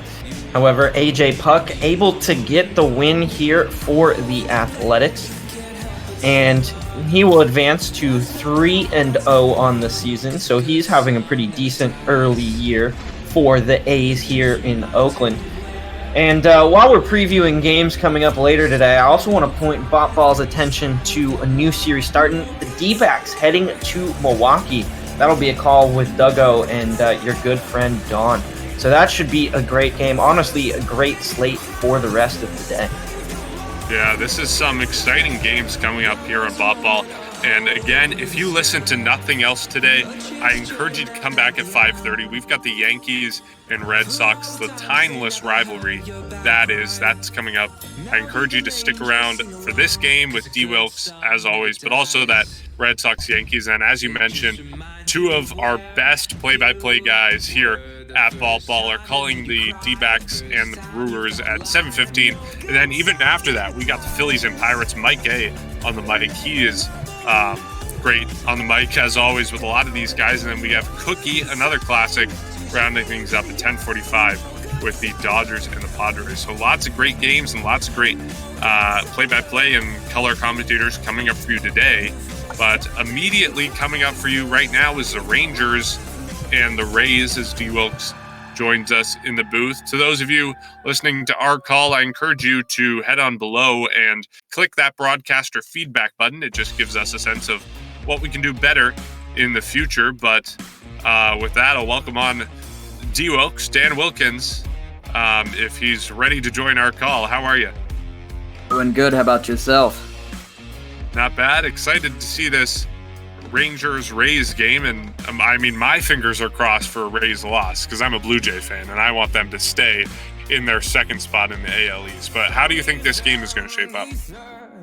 Well, I mean, we definitely have a good pitching matchup, but two guys that I think most baseball fans know. You got Mike Minor for Texas, and you got Charlie Morton for Tampa Bay. And even though statistically this year, Charlie Morton has the advantage go either way, so I'm not really going to take a edge in this one, but definitely when it comes to pitching, I'm expecting a single, like, very low scoring, maybe about like 5 runs per game. So we're going to have to see what happens, but Minor versus Morton, it's a very good matchup on the mound this afternoon. Should be an exciting one. From Jake and Drama King, do you guys have any last thoughts on this Blue Jays Athletics game? I'm excited for the next 2 games of the series. Hopefully, maybe I can sub in once again with you, Mark, if you are calling them in the next 2 days. And other than that, have a great day of ball, everyone. All right, well, we'll hand over the reins to Dan Wilkins, and good luck with this upcoming call. And as we take a look, I guess not yet, at the Athletics and Blue Jay game. Blue Jays losing 4-2, but the Athletics continuing their reign of terror over the AL West. They're 25-15, one of the best records, top 4 for sure in Major League Baseball. But we got the Rangers and Rays coming up, and then after that, the Yankees and Red Sox. You won't want to miss that one. But good luck with this call, Dan. All right, thanks, Mark. Everybody that's just tuning in, welcome to ML Botball. This is Dan Wilkins on the mic, and today we have some American League matchups for this Friday afternoon between Texas Rangers. That is a messed up uniform. It's like a psychedelic color uniform right there. Let's go with the regular road uniform. It's not Thursday anymore. No, we did the throwback Thursday yesterday.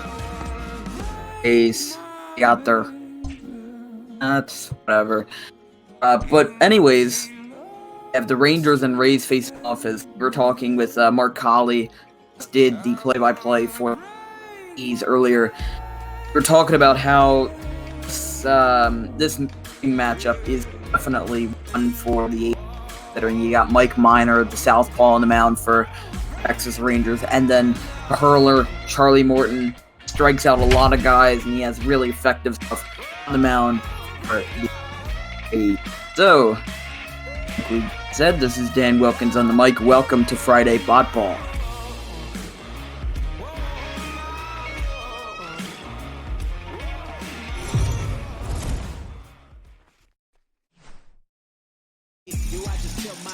Alright, so we're here from Tropicana Field in Tampa Bay, Florida, the smallest capacity stadium in Major League. That's kind of sad, but we have the Rangers and Rays, 2 teams below 500, but a chance for vengeance at any given. Rangers Rays coming up here on ML Botball.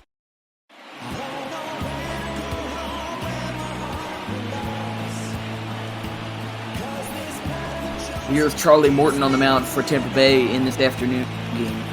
9 starts this year. He's got an ERA below 3, and he struck out a lot of batters. Had 56 strikeouts to this point in the season, even though we're not even close to being done with the month of May. It'll be the South Korean product and the veteran Shin Soo Choo stepping up for Texas in this one. As the first pitch from Morton to lead off this ballgame. Be a fastball a little bit outside, and we're underway from the Trop.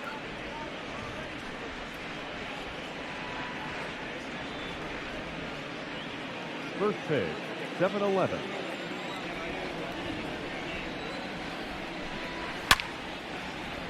All the way, 1-1.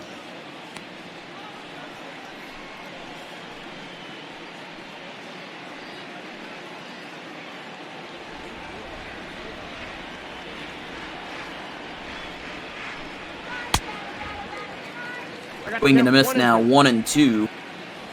Morton is ahead even on the first batter of the ball game. Down ball foul there on the first base side. 1-2.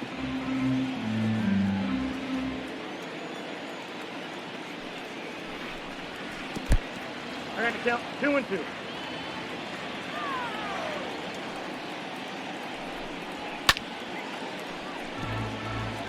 Their foul ball. Jew stays alive in this.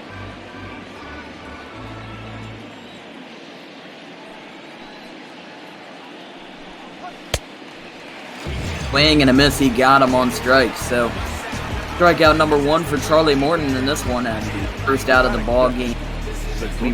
With A. Charlie Morton, like we said, he's produced a lot of strikeouts in the early season, considering this is start, and that's strikeout number 57 on the season, which is one of the top pitchers in the league, considering what he's done. Here is the veteran shortstop, Elvis Andrews, being just second Rangers franchise RBIs. O is going to be a strike from 1.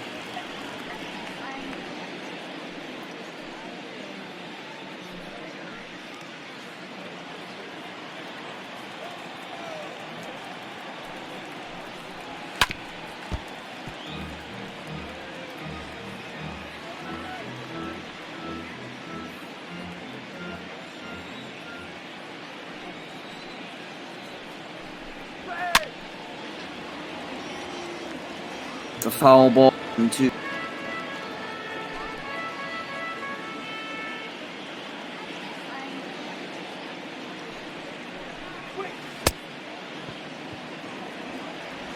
I'll be a swing and a miss, strike 3. They throw down to first, and I'll be taken out. There's Willie Calhoun, second on the Rangers in batting average, and his OPS. He's been very productive these early weeks of the season.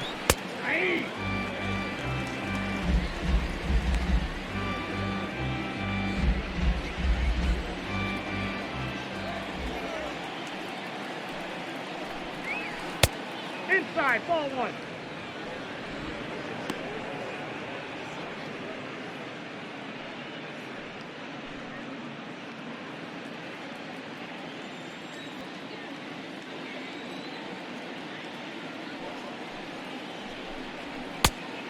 Two balls, 1 strike.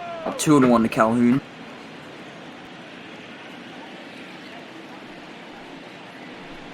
Swing. The foul, 2-2.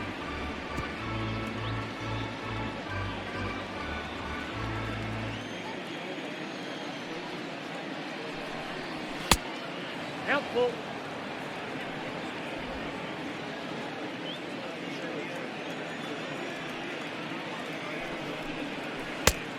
Nope. Ball 4. Is ball 4, so Calhoun gets on base via the base on. Batting fourth, the right fielder, number 13, Joey Gallo.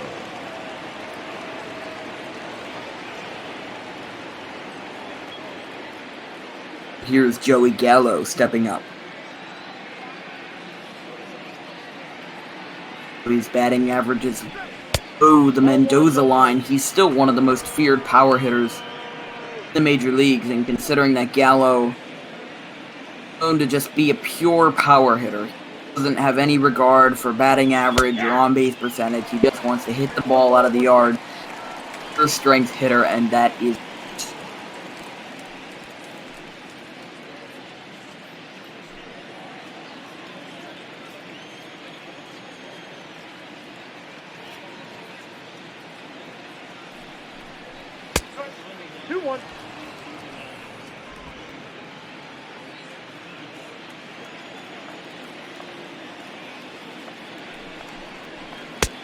ball, that's out. Come on now, give me a break.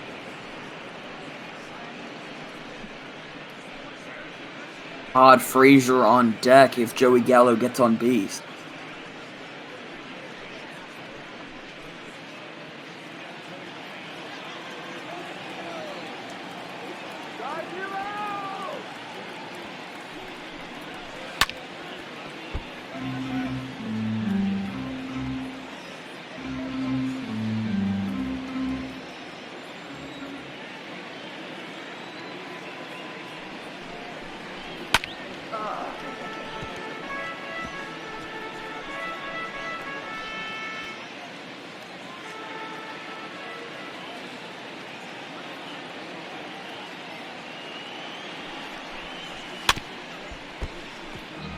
foul and Hello staying alive, something he doesn't do every day, and 3-2.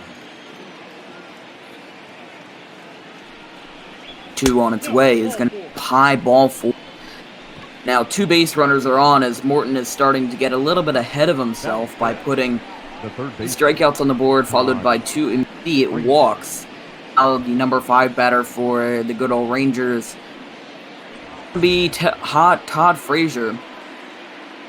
Done extremely well versus right-handed pitcher, but struggled immensely against lefties at 125 average against left-handed pitchers, so those splits are not really balanced. You know, really more of a one-way street for Todd Frazier. And even though he's doing well against right-handed pitchers, that still brings his average down to 40s. So we'll see what he does in this one, but considering he's facing a righty, give him the benefit of a minor doubt.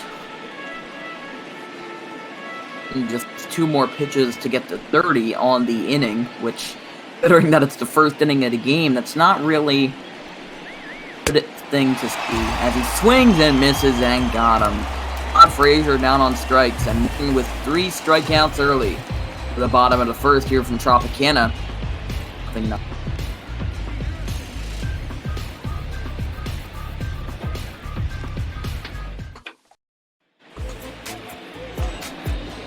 So on the mound for the Rangers, as I just did a quick switcheroo there with the mics, it's going to be Mike Minor on the mound, as he's had 7 starts this year with a 1-4 record and an ERA just below 6. He's had about 30 innings pitched and 28 strikeouts.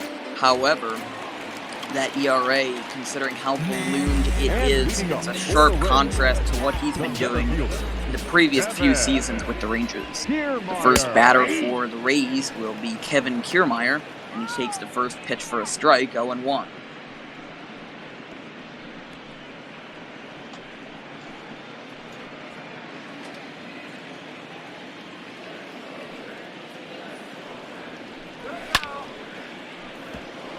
Fouled off, 0-2.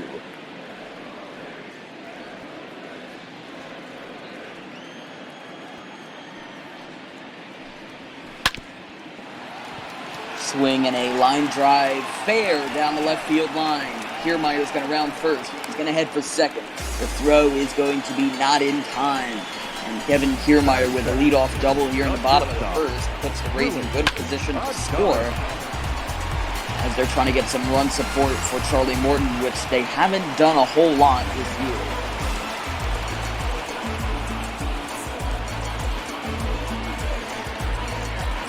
Here's Willie Adames stepping in, the shortstop for Tampa Bay.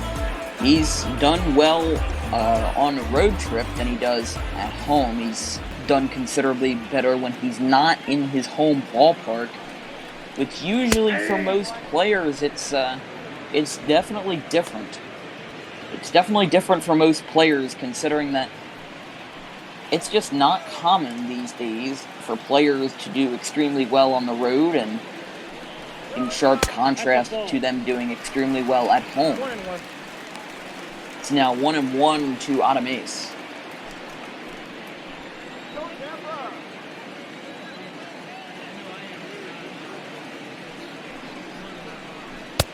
Inside, ball 1.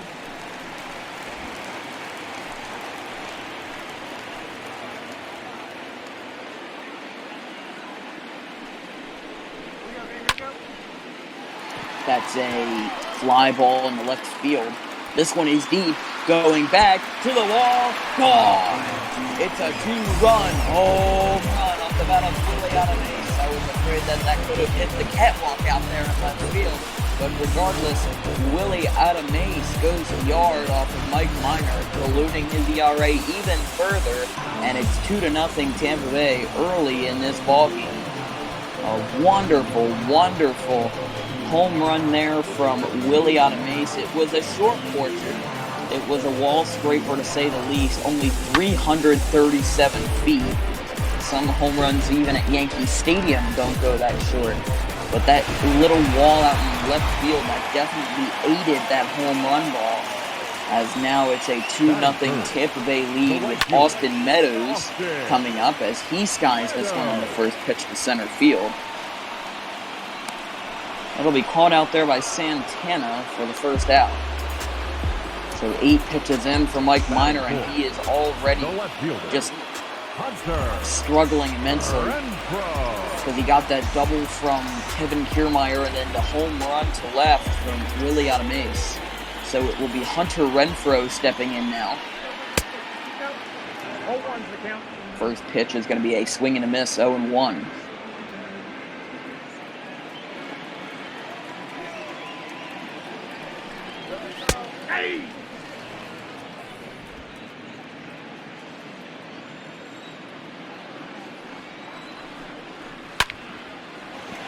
That's a fly ball down the left field line. If it stays fair, it's gone, but it will hook a little bit foul.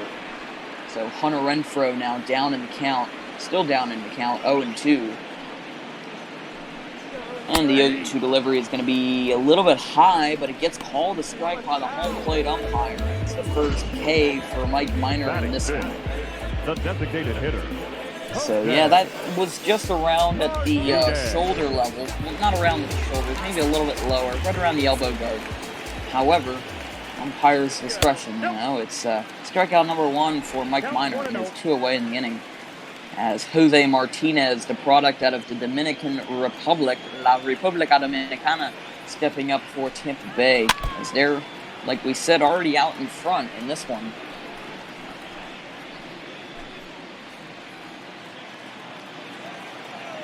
Martinez doing particularly well in his last 3 games, having that average over 500, as the check swing fastball is going to be in there. So maybe that was a little bit high, but they are saying that it was a strike on the check swing. So the 1-2 is going to be a swing and a foul on the off-speed pitch. 1-2.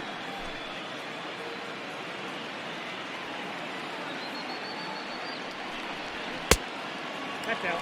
Ball 2, just a little bit outside, and it's 2-2.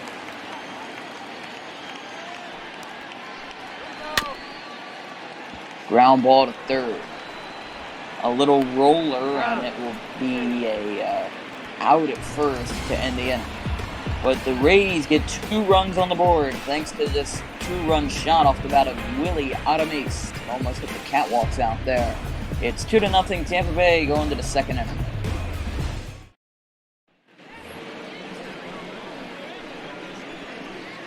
Leading off for Texas, the center fielder, Danny. Here's Danny Santana stepping in for Texas. Definitely a bit of an interesting story, to say the least, considering that he was with Minnesota for a few years as a role player, as a bench player, as a platoon player, whatever you want to call him.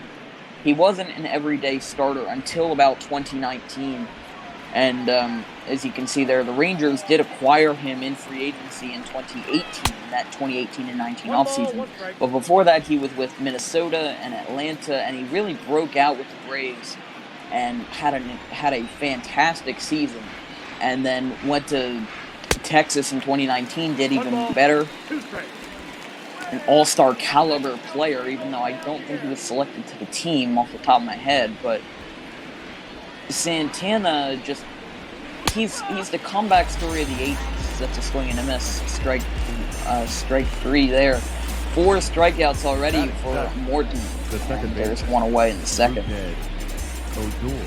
As that is strikeout number 60 on the year for Charlie Morton, as we are on May 8th, 2020, and we still have many months of the season remaining. However, Charlie Morton's already up to 60 strikeouts on the season. He could get to 200, 250, even 300, which I doubt he'll get to 300, but probably 200 strikeouts by the end of the year, assuming no injuries or bad faith happens to Morton. So if all goes well, then it should be good for Morton to go for the rest of the season. And that's a swing and a miss. He got him. 5 strikeouts for Charlie Morton as he is on a roll. Even with that high pitch count, he's starting to make up for it. with his strikeouts being pretty nonchalant and pretty aggressive and pretty easy.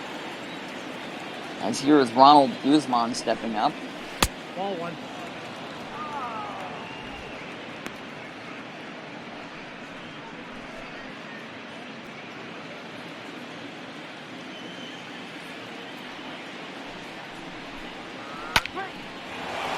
That'll be a fly ball down the left field line for Guzman. That will fall. So he beats the shift as it hits the Nike sign out in left field. So it'll be extra bases for the big man, Ronald Guzman. He's got a double. As we can see here, here's the Texas Rangers doubles leaders entering play. Ronald Guzman is in a fair bit distant second place. Obviously, Willie Calhoun really taking the cake with 12 doubles here in the early campaign. But Guzman with 8, not too far behind, but still a fairly distant second place with that team doubles leaders here in going into this ballgame, as we have Robinson Chirinos stepping in.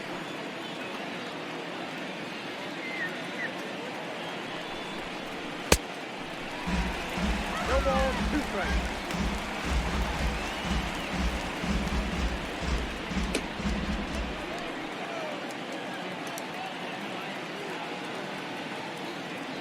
Oh, and 2 now to Chirinos. Guzman's on second base. I don't think he can strike out from second base, but it's now 1-2 to the catcher Chirinos, and he swings and misses. 6 strikeouts and 2 innings for Charlie Morton. Boy, oh boy, shades of Roger Clemens, Kerry Wood, and Max Scherzer. Maybe I jinxed myself, but regardless, Morton's on a roll. We go to the bottom of the second here in Tampa. It's 2-0 Rays.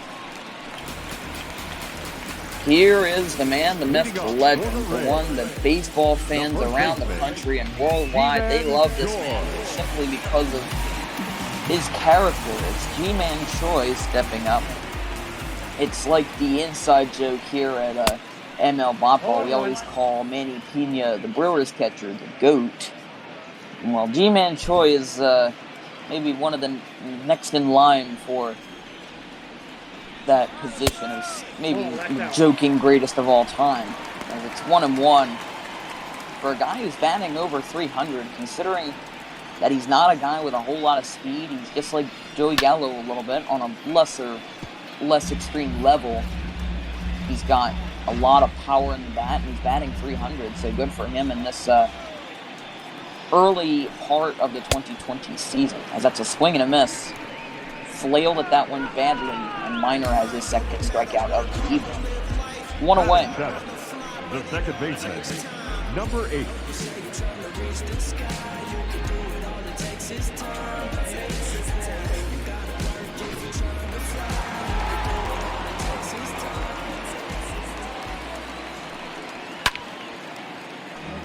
That's a swing and a foul as Brandon Lau steps up. I remember the last time I did a Rays game, I got grilled a little bit for calling it Brandon Lowe. But when you have 2 guys with the same last name on the team, it does get a little bit difficult to remember the 2 and try to swap out one for the other. But I'm a little more diligent about that now. So it's 1-2 to Brandon Lau, who, just like G-Man Choi, the guy preceding him in the lineup, he's batting over 300 and doing well, as that's a swing and a miss. Mike Minor with back-to-back strikeouts, maybe making up for that early home run that he surrendered. And there's 2 away.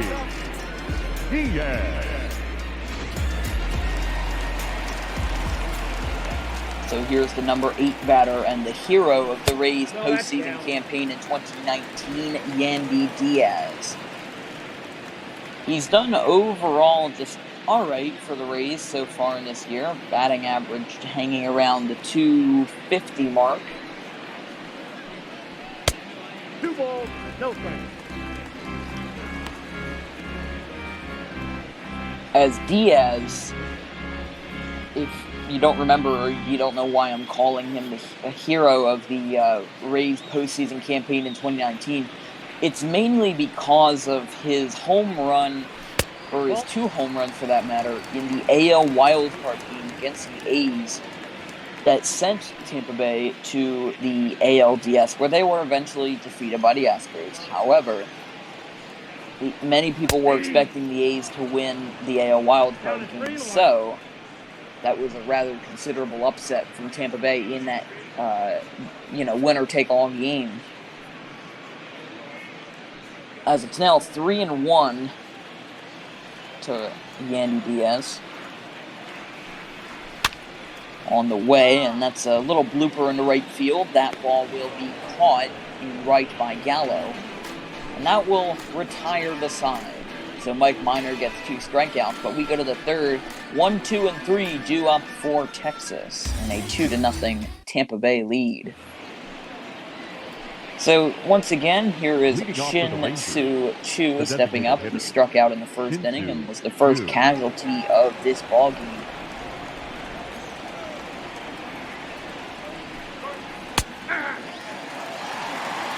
First pitch is in there for a strike, 0-1. Choo hasn't done considerably well against Morton. He's just 2 for 17 with 9 strikeouts. And it's 0-2.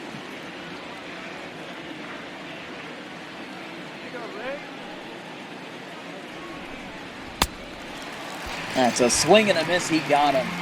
How many more can Morton get? 7 strikeouts in 3 innings. Oh boy, oh boy. Andrew. And remember, he's given up 2 walks to this point, but he still hasn't given up a singular hit or anything like that. He's just given up a walk, and he's given up 2 walks, and he struck out 7. So, I mean, that's 9 batters right there. 2 walks, 7 strikeouts. He still hasn't given up that hit like he said before. But who knows how the rest of this game will play out. It's once again, I mean, he's making up for that disastrous first inning, as it's now 0-2. The 0-2 on its way for Morton is a swing and a foul, because he had a 29-pitch first inning. But the second inning was very efficient, and the third inning is even more efficient. He's just about to reach 50 pitches, as that's a swing and a miss on pitch number 49. Morton with strikeout number 8, and we are 2 2/3 into this ball. That is quite astonishing, if you ask me, considering how I did say that this was going to be a pitcher's duel. Maybe I was right on that one. So here is Willie Calhoun stepping up, the number 3 batter for the Rangers. The first pitch is a fastball that misses up high a little bit, 1-0. He walked in the first inning, and he was one of 2 walks surrendered by Morton, the only 2 base runners to appear by the Texas Rangers in this one. And that's a foul ball, 1-1, as he is at 51 pitches now. And yes, that is a little bit concerning for the third inning, but still, just considering how many strikeouts he's racked up, it is very, very impressive, the workload that Charlie Morton has put in. It's 2-1 to Willie.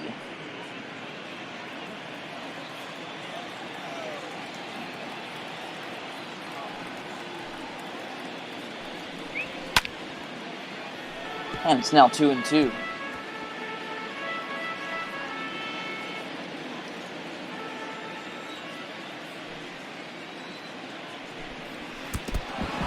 That is a hit batter. I'm pretty sure, yeah. And Calhoun isn't happy about it. He kind of flips the bat and stares down at Charlie Morton. See if anything happens here. I doubt it. But definitely wasn't intentional, because he was ahead in the count. I mean, Morton was ahead in the count. Just nothing about it sparks any thoughts of it being intentional. So just going to let it be, and there's a runner on first now.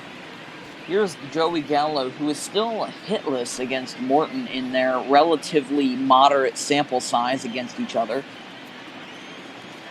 I mean, considering that Charlie Morton, for a short period with the Houston Astros, these two, they faced off a lot, and it's now 0-2 to Gallo.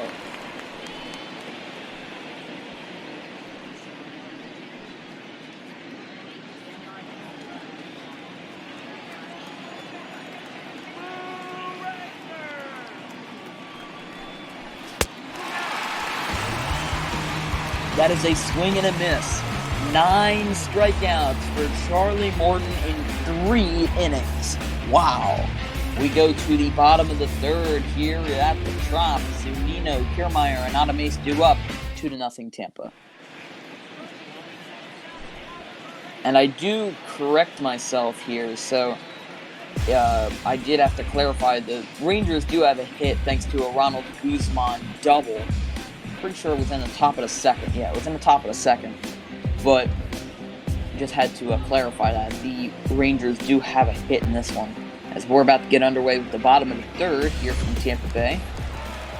As it'll be 9, 1, and 2 due up. And that batting order, that's a little bit more safe for the American League than the National League. If you have a 9, 1, and 2 order due up for a National League team, that is, it's a lot more sinister as you have that pitcher leading off. In the National League, it's just kind of a death wish when you have your pitcher batting for yourself with the bases empty, nobody out, you're leading off an inning. That's just my opinion, though, as it's a ground ball towards first. Zunino will not be able to beat it out as the pitcher covers. There's one away. Center fielder, Kevin Kiermaier.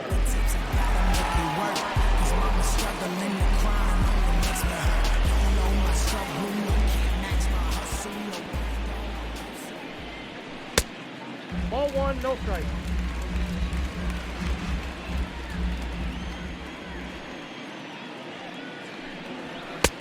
Ball inside. 2-0 now to Kiermaier.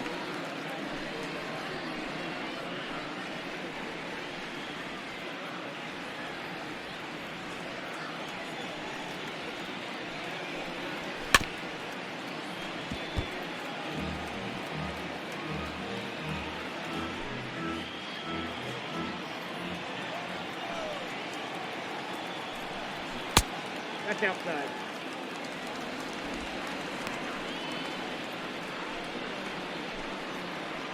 Willie Adames on deck for Tampa Bay. As the 3-1 to Kiermaier is a little bit of an inside pitch that goes to center field for a base hit. A little bit of an inside off-speed pitch there, and just kept his hands inside of the ball and not really drove it to the opposite way, but just pretty much right back up the middle. As now it'll be Willie Adames stepping up. He homered in the first inning in a wall scraper that went less than 340 feet. So that kind of shows how much of, I kind of like to call Tropicana Field a hitter's park. I mean, not 100% considering that center field is pretty deep. As they'll throw back to first, but nothing really going on.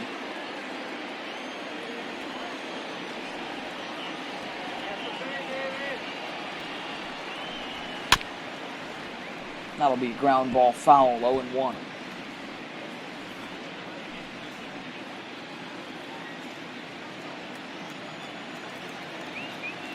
Willie Adames, considering that he's a shortstop on the defensive side of the ball, is third in the American League in the assists category, so a lot of double plays turned and a lot of relays coming in to home plate or whatever, whatever the situation is. He's doing very well in the assists category, getting a lot of batters out, and he's not even a pitcher.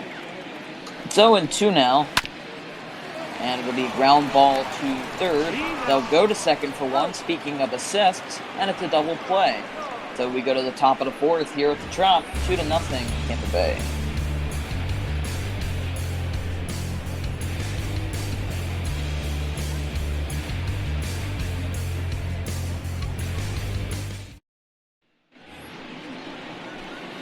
Here's Todd Frazier stepping up for the Rangers. He's 0 for 1 in the ball. Third baseman, Todd Frazier.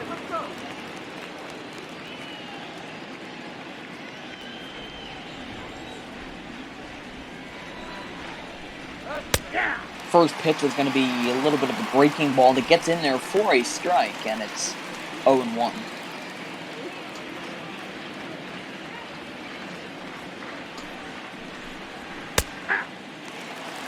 And it's now 0-2.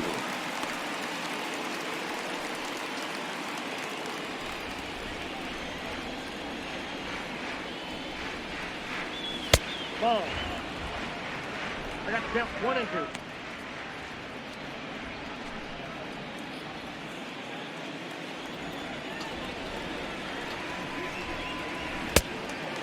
Got him. 10 strikeouts for Charlie Morton. And boy, oh boy, ladies and gentlemen, we're in the Now 4th the inning. center fielder. And Danny. just like that, Charlie Morton has 10 strikeouts in the ballgame. So definitely something to look out for, as I agree with By 9 Spoon. He's dealing. Charlie Morton, Uncle Charlie, as the Rays fans like to call him. Usually the Uncle Charlie is a curveball, but usually a slow curveball. But in this case, it's the veteran and former Pittsburgh Pirate, Philadelphia Philly, and Houston Astro, Charlie Morton. 10 strikeouts in just 3 1/3 inning.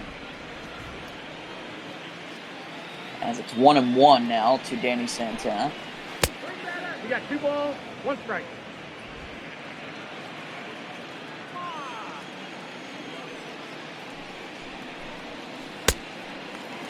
That'll be a swing and a miss for strike 2. Santana looking to avoid the strikeout, which would be the 11th for Charlie Morton.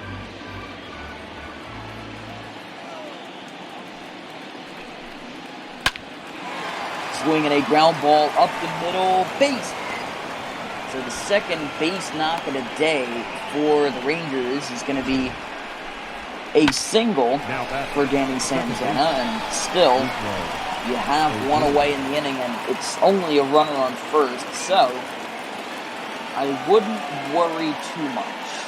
So here is Rougned Odor stepping up, as it's a foul ball on Heater, 0-1.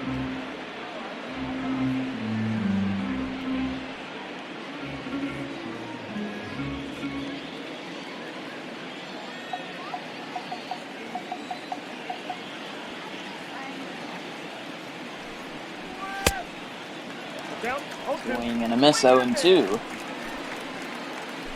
Odor has had 2 home runs in the last 3 games and 5 RBIs, so looking to go yard here. 1 ball, 2 strikes. Just a little bit outside, a little bit of a chaser pitch right there. Not really high expectations for him to swing at that, so still with 95 on the radar. He's up to 70 pitches in this one. So the 1-2 is going to be delivered in just a second from Charlie Morton. And it is strike 3. 11 strikeouts for Charlie Morton, as he continues to wheel and deal in the early innings of this one. Every out that has been recorded in this ballgame by a Tampa Bay Ray is a strikeout. No groundouts, no flyouts, no home runs, nothing like that. Just 11 strikeouts for Charlie Morton. Absolutely insane. As Ronald Guzman steps in. He's 1 for 1 in the game. He had that double in the second inning, which was the first for the Rangers. As if you look at our Twitch chat, we've got a lot of Rays fans. We got many Rays fans that are very happy as that's a fly ball to center field.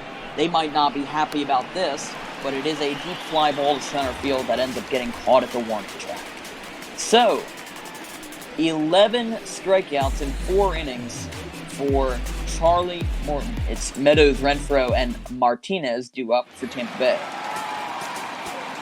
And once again, you are watching the ML Baseball Network.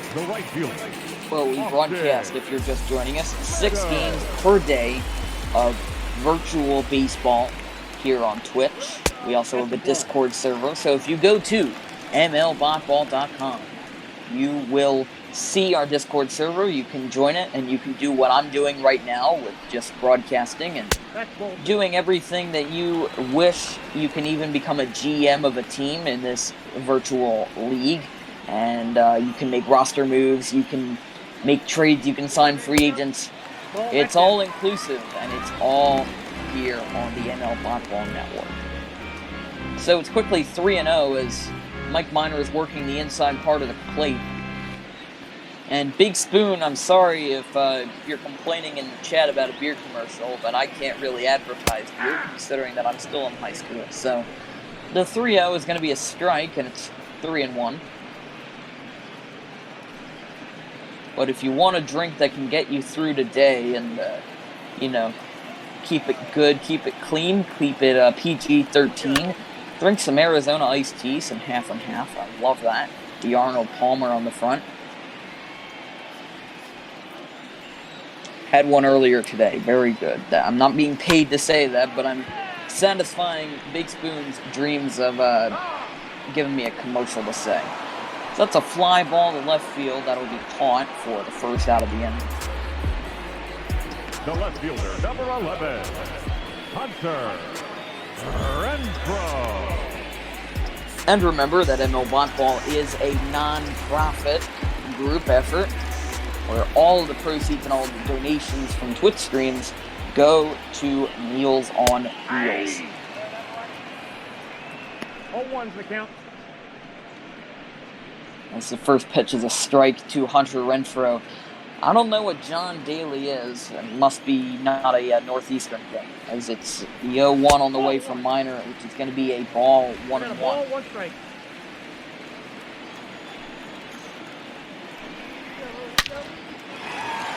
As that's a line drive into right field for a base hit.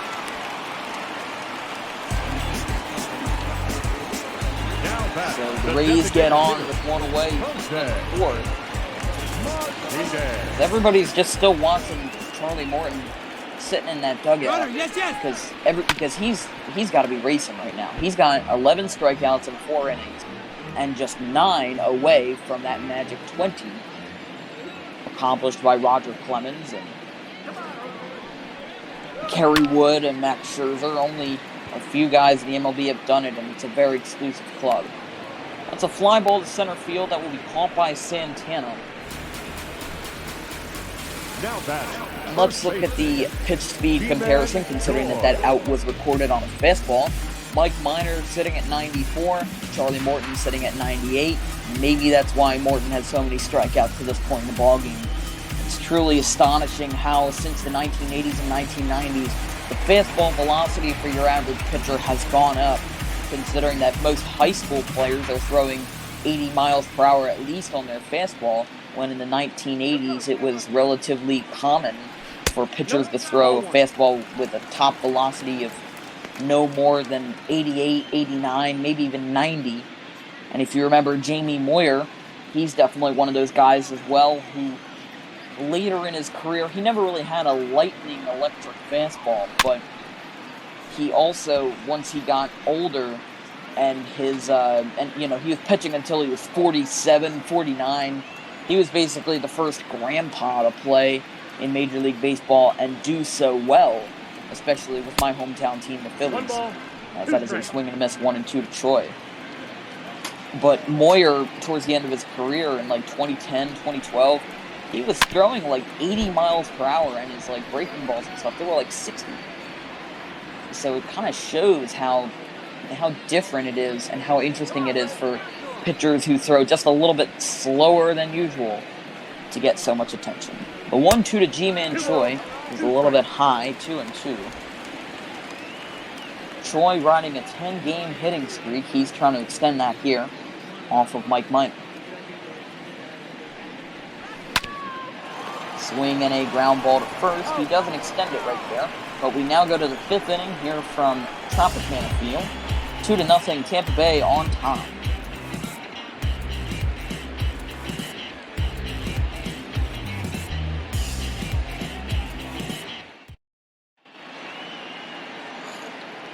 Tampa Bay was a ballpark that, just a little bit of a personal story. I was supposed to visit Tampa Bay during spring vacation of 2020, but unfortunately the coronavirus obviously shut that down, and I might be going back in August if the governor of Florida, makes it okay for fans to be back in the stadium, which I'm not going to give my personal opinion on that, considering that it's a hot topic issue and, don't want to get into an argument in the middle of a baseball game. So, to avoid that, I'm just going to say that I was supposed to be in Tampa Bay and Miami in April.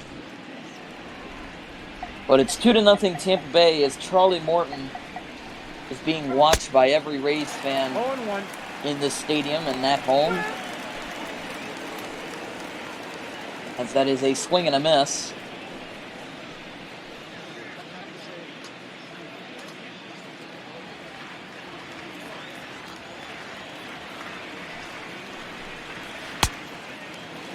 No ball. And another swing and a miss there from Chirinos. You can see there in the Rays bullpen, we have the right-hander Trevor Richards and the southpaw Jalen Beeks warming up in the bullpen down there, down on the right field line. The count is 1-2. I honestly don't understand why teams these days still have bullpens that are in the field of play. Like if a fly ball hits down there or if a line drive hits down there, we've seen it in other ballparks. Doesn't really make sense why bullpens are still in play. That's a swing and a miss. 12 strikeouts for Charlie Morton. He's continuing to roll. As we're just acting like it's normal now. 12 strikeouts for Charlie Morton. As he's a little bit up there in pitch count. But here is Shin Soo Chu. But Wrigley Field had bullpens down the foul lines, and it didn't work well. I mean, it worked for many, many years, but there were times where line drives would hit bullpen catchers, it would hit coaches, it would hit pitchers, and it would hit the bullpen, and that is not good. And Link Awesome is absolutely right, and he's awesome for saying that, for bringing that up. A broken bat can go a very far amount of feet. It can go very far. So if a broken bat flies into the warm-up area, someone could very well get hurt. So that just doesn't make sense. They've had it at Wrigley Field. I kind of understand Oakland because it's a dual-use stadium, although not anymore because the Raiders moved out. That's going to be 2 away. But the Raiders moved out of Oakland Alameda County Coliseum, and now it's a single-use stadium for the A's, so they have those huge, huge patches of foul territory where not much is going to reach the bullpen. But it's definitely interesting, considering that the Cubs, they recently moved their bullpens from down the foul lines to actually inside the left center field bleachers, and I think that was really interesting. That was not in place when I visited Wrigley Field in 2017, if I'm not mistaken. I think it was the last year that they had those bullpens. But but Wrigley, they had those bullpens down the lines, and they moved them into the bleachers to create like an indoor bullpen sort of thing, which I like. But I'm pretty sure, if I'm not mistaken, the Rays are the only team in Major League Baseball to have bullpens down the foul lines anymore. I'm trying to think. Because, like, every team, they either have their bullpens in the outfield or hidden from plain view or behind a wall. Usually they're in the outfield somewhere, whether in fair territory or not. But just like teams like Wrigley, that's a swing and a miss. 13 strikeouts for Charlie Morton as Elvis Andrews does his best field goal kicker impression. That'll end the inning. Go to the bottom of the 5th here in Tampa Bay as Charlie Morton is keeping on cruising. 2-0 Rays.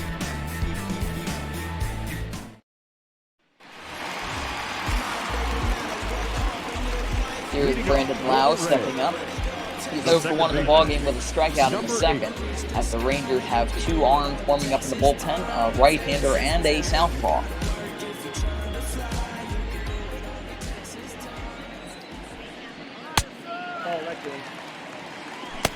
It's 1-0. There's a look at the Rangers bullpen. We have the right-hander and veteran Jesse Chavez and the lefty Brett Martin warming up for the Rangers. We'll see who gets deployed into the ballgame first.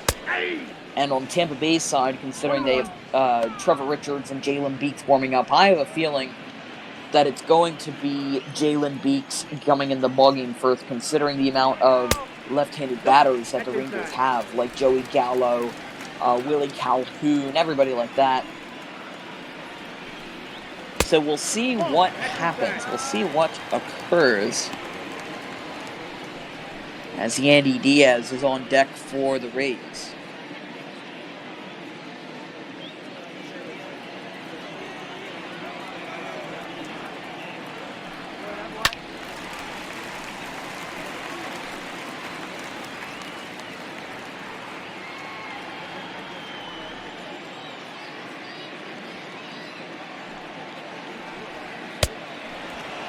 Swing and a miss, so Mike Minor gets another strikeout. That is 6 on the evening. Number 2, Yandy. Excuse me, 4 strikeouts for Mike Minor. So here is Yandy Diaz. I said this in yesterday's game, and I'll say it again. Thank you to everybody for watching ML Bot Ball. We've recently surpassed 20,000 Twitch views, and that's definitely a big accomplishment for us, considering that we just got started less than 2 months ago. That's a base hit to right for Yandy Diaz.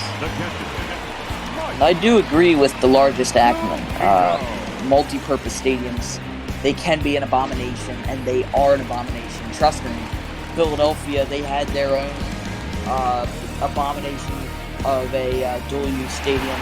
Trust me, Veterans Stadium, it was a good ballpark, but dual-use stadiums, it was just kind of, they were really expensive, and it meant that the dimensions were always the same. And I love how the dimensions in the new ballparks, they're so unique. As that's a pop fly down the right field line. Look at this, it's headed for the bullpen. And he almost collided with the bullpen catcher. What's his face? I mean, that's, he was mere feet, maybe inches from the bullpen catcher. While these two guys, they're just trying to get their work in the bullpen. But where we are, there's a baseball going down the right field line. You know, it's definitely just a little bit odd, and it kind of proves my point when it comes to why there shouldn't be bullpens down the left field line, or the right field line for that matter, or any foul line. But it's Kevin Kiermaier stepping in for the Rangers, or excuse me, for the Rays. Pretty interesting mid-game trade there for Kiermaier to get traded to the Rangers in the middle of the 5th inning, but it's 1-0 the pitch on its way, and it'll be a little bit high, 2-0.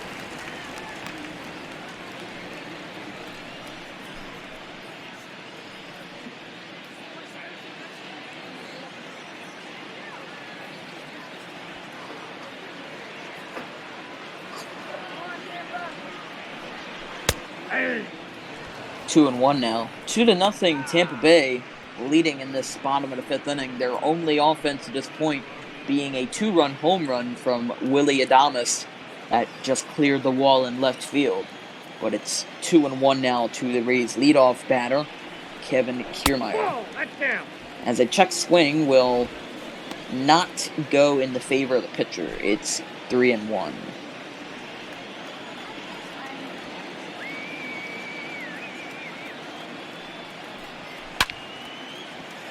Ground ball or a line drive that is foul that goes into the Rangers dugout. Might have just seen a head injury in the Rangers dugout.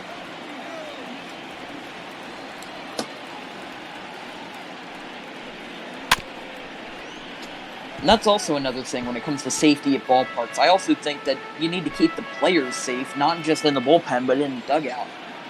Because if there's going to be a line drive foul that's hitting to 80, 90 miles per hour, it's going to be a line drive, and there's people standing and sitting on the top step of the dugout. Sometimes their heads and their body, it's above the railing. Foul balls aren't going to protect from all that.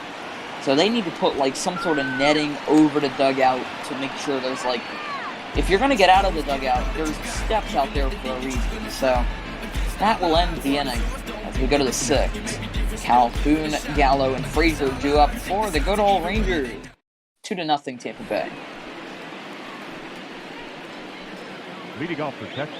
Here's Willie Calhoun.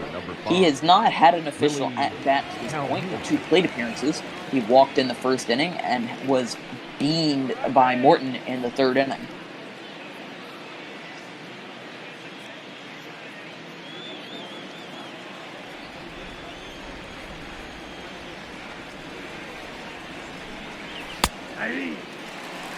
First pitch strike. Morton back out there again. Pitch number 87 just delivered there. I mean, this is amazing for Charlie Morton. 13 strikeouts to this point, and he's in the 6th inning. I mean, this is amazing. Because he's already got the Baker's dozen. He's already got the sweet spot. And it's quickly 0-2. He's still just producing extremely well. As that was a breaking ball, a backdoor breaking ball, but a little too far back. It's 1-2. And that's a little bit of a front door curveball that went a little too far to the front. And it's 2-2. Back-to-back curveballs from Morton, neither of them touching the zone. Ground ball foul. He stays alive in the at-bat.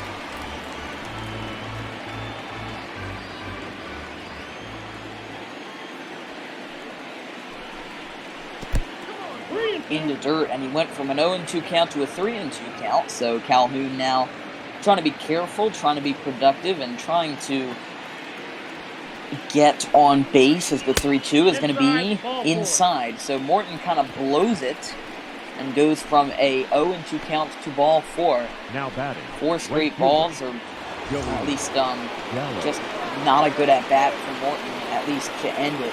As Gallo steps up, he's 0 for 1 in the ballgame. As the Rays now have 2 more relievers warming up in the bullpen, Colin Poche and Oliver Drake. First pitch is a ball. 1-0. There's the lefty, Colin. Not even going to try with that last name. I didn't ask anybody about that before then, so I'm just going to roll with it. We got the veteran right-hander Oliver Drake, however, for Oliver Drake warming up. As the Rays had Richards and Beeks warming up, but don't know what happened to them. Maybe they're ready and they're just taking a seat. As it's 2-0 now.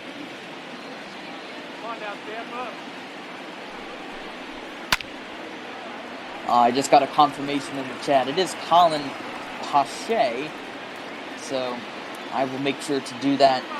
Or Poche. There we go. Okay, so he threw me off in the chat. He didn't even give me the right pronunciation. So that's a swing and a foul. 2-2. A good crowd tonight here at the Trop, considering that as that's a pop up towards the bullpen over at third. Yandy Diaz makes the catch, and there is 1 away. But the Rays, their stadium literally holds 26,000 people. That is absolutely insanely low. And if you look at that tarp that just flashed on screen, you can literally see thousands of more seats that are tarped off, because the Rays know the Rays are not really self-conscious. They're just like, the Rays are self-conscious, really. They're just like, you know what? We know we're not going to sell out those seats. We know that we're not going to get a full stadium unless it's the World Series, as that's a base hit lined back up the middle, and it's bobbled in center by Kiermaier, who's otherwise a good defensive center fielder, but he lets up an extra base there. Now batting. The center fielder. And Big Spoon is correct. The Rays are the OG social distancers. As Morton is up to 99 pitches. We'll see if the Rays manager, Kevin Cash, takes him out, and they do not. So it will be Danny Santana stepping up. But first pitch is going to be a little bit inside, 1-0. But the Rays, I mean, you don't have to tarp off that upper deck, because there's going to be some nights where you can fill in 24, 25, maybe even 26,000. If it's like, if you guys are hosting a playoff game, you're obviously going to take off that tarp, as that's inside, 2-0. But the thing is, when Oakland hosted the AL wildcard game last year, they had the tarp that is usually taken off for Raiders games. They take it off for the playoff game because they know that they're going to fill in those seats. But considering that our platform for this simulation of the MLB The Show, consider that there's a stadium called Green Valley Stadium that's a minor league stadium that doesn't exist, and it's an MLB The Show. It's one of the ugliest stadiums out there, at least for the minor league faction team, as that is ball 4 to Santana. I'll see if they take him out, then we'll get back to my point. And do they? We'll have to wait and see as Santana hits down the first, and Kevin Cash is looming his decision, and he will. So they do bring in the left-hander. So that will be it for Charlie Morton, but still one heck of a performance that deserves an ovation. 13 strikeouts in just a few innings of work. He was at 9 strikeouts in 3 innings. He did a great job, and it's Jalen Beeks coming on for the Rays. 14 appearances this year. He's had 1 save and that ERA of 3.9. He's done considerably well versus right-handed batters. So Jalen Beeks will get warmed up here.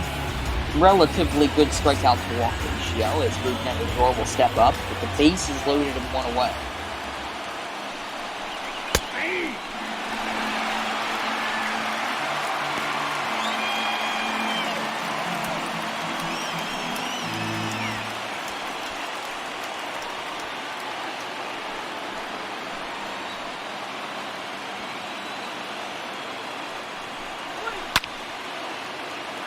Swinging a little blooper towards that bullpen, and it's foul.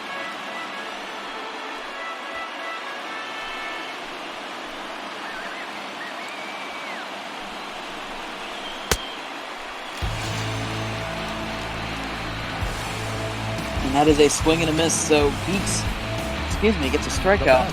And Odor goes down on strikes, and he's not happy about it, being the calm, no-temper player that he is. He throws his bat in obvious frustration, considering that Odor has basically no temper. He's one of the nicest players in MLB.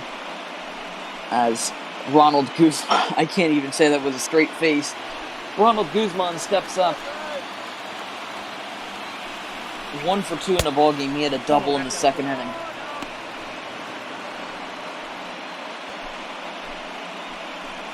So if you're just joining us, the bases are loaded with 2 away, 2-0 Tampa Bay here in top of 6. We're just hanging around 30 viewers here, which is good, considering that it's a Friday, and we generally have good viewership on the weekends and all of that, so hope everybody's hanging in there.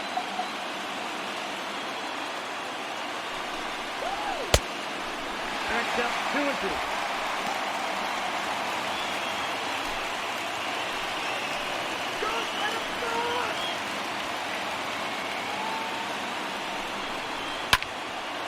Swing and a drive to right. It'll hook foul.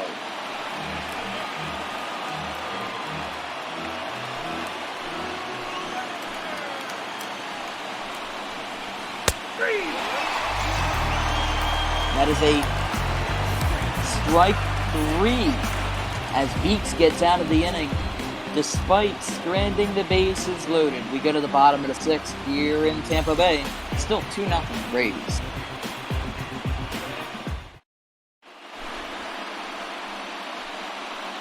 Here comes on the veteran righty, Jesse Chavez. He's got a 3.52 ERA, only 7 walks, and 22 strikeouts to this point, so he's had a relatively decent year to start. And leading up for the Rays, the shortstop, Willie Adames. So here is Willie Adames. That's a fly ball to center. It's pretty deep, but it will stay in the yard. For the center fielder Santana, 1 away. So coming up next, and for the rest of the day here on ML Ball, we have the Red Sox and Yankees with Ryan Weber versus Jordan Montgomery, as that should be a game for the ages, and it'll be at 5:30 with PK and Jinx. Coming up at 7:15, thanks to our partnership with the r/Diamondbacks subreddit, we have the Diamondbacks at the Brewers at Miller Park, as we see Cody Allen and Brett Martin warming up there in the bullpen. It's Robbie Ray versus Brett Anderson, and it's Doug plus your good friend Don. That'll be a good game. And at 9 p.m. we have the Phillies and Pirates with Jake Arrieta and Chris Archer, with Mike A. and TARDIS16. Probably one of the most dedicated Phillies fans in this chat, or in this Discord, in this community, whatever you want to call it. And then we have at 10:45 with Bop Ball After Dark, it's Padres Dodgers, Garrett Richards versus Walker Buehler, with Cookie Eater 45 on the mic. So make sure to check out that, as the 1-2 is going to be a line drive in the right center field. That will get down. Extra bases for Austin Meadows, and he is into second base standing with a double. The left fielder, number 11, Hunter Renfroe.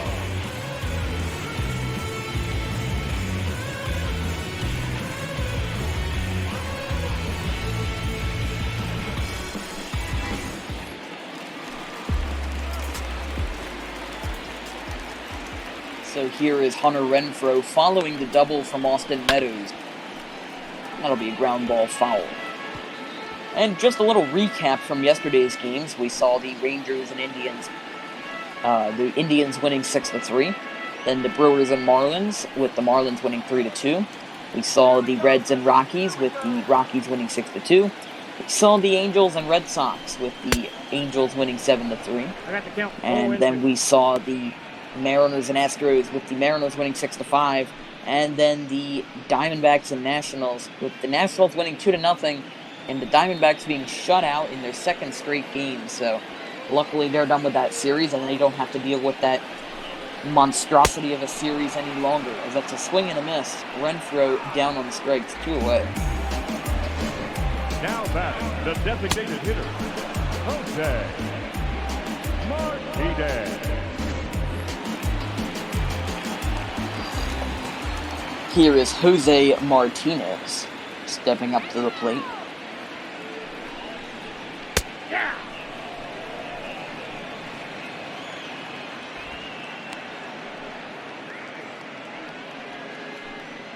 Oh for 2 in the ballgame.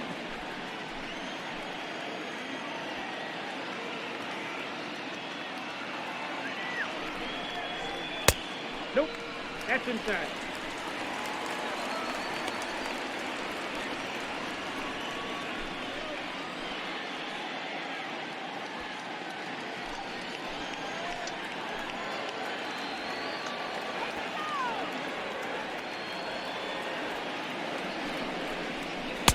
Oh, that's low.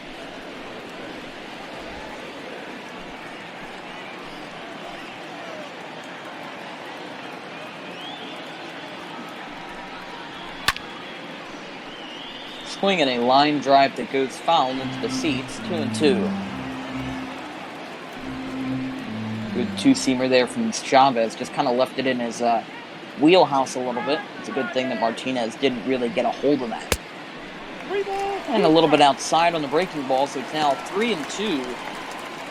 With Chavez in a little bit of trouble here with that runner in scoring position. But luckily for Chavez, Martinez is not really the specialist with runners in scoring position. That batting average career under 200 with runners in scoring position. So we'll see how the matchup progresses, as that's a little pop-up. Guzman is going to make the catch right out near the second base area.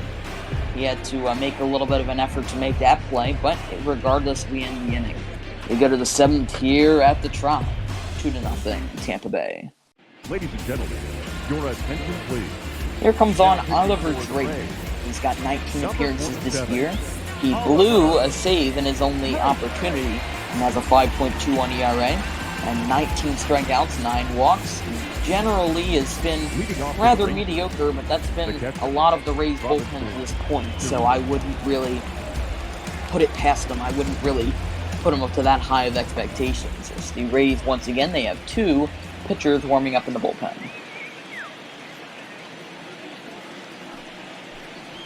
Oh, that's low.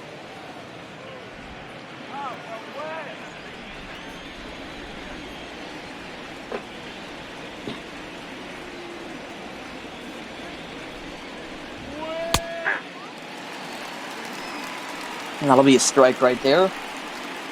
And Chris Woodward is barking at the umpire. He is not happy with that strike call. And frankly, I can't say that I blame him or justify it either. But it's now 1-2 to Torinos.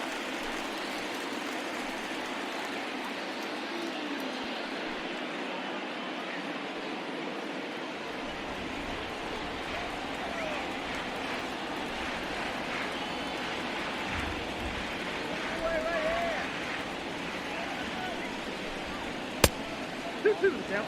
But luckily in this game, or maybe for better or for worse, the only ejections that happen are for pitchers. Batters can't get ejected for arguing balls and strikes.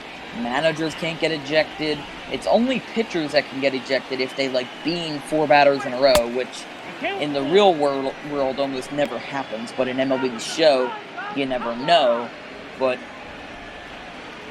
that's something I would like to see in the game, just seeing more ejections, and because I don't think I've seen a single ejection from El Bot Ball. I've been here since mid-April. As that's a swing and called strike 3. So Drake with his first strikeout.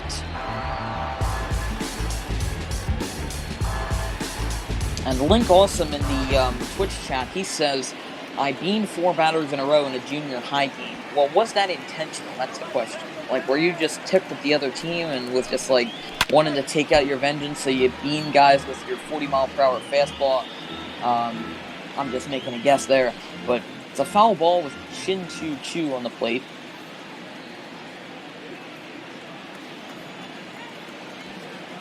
I don't know if you call that a roast, me calling your fastball 40 miles per hour, but, that's kind of my fastball, too, so can't really blame you. It's 0-2 to Chu.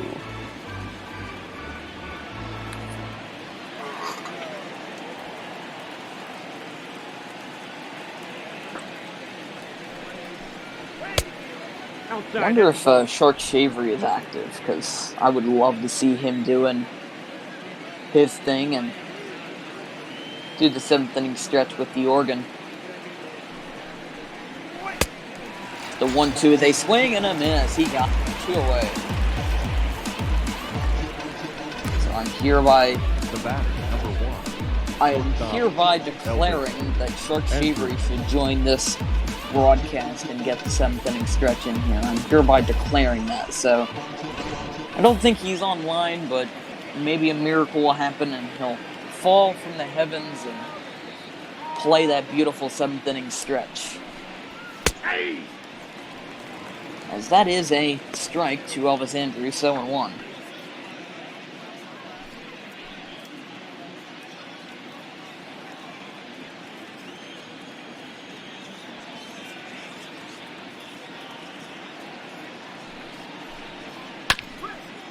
Swinging a ground ball towards first. They'll throw across, and that will end the inning. So it's stretch time here in Tampa Bay. I'll give my a cappella version of the 7th inning stretch. So 3, 2, 1, go. Take me out to the ball game. Take me out with the crowd. Buy me some peanuts and cracker jacks. I don't care if I ever get back to the root for whichever team you want to root for. If they don't win, it's a shame. So it's 1, 2, 3 strikes, you're out at the old ball game. There we go. All right. Self-confidence just went down a little bit there as Brett Martin will be pitching for the Rangers with G-Man Choi at the plate. First pitch is going to be a strike, 0-1.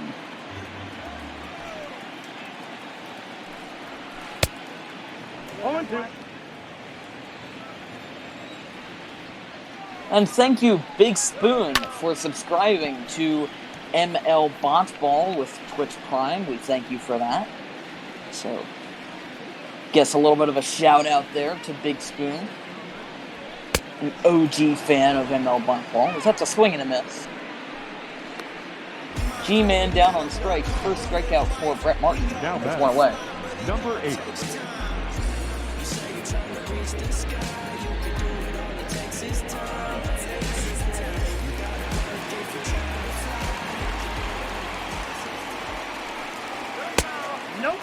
And so it'll be Brandon Lau coming up. 1-0 now. He's 0 for 2. He's got 2 strikeouts to his name, trying to avoid the dreaded hat trick. No, that's down.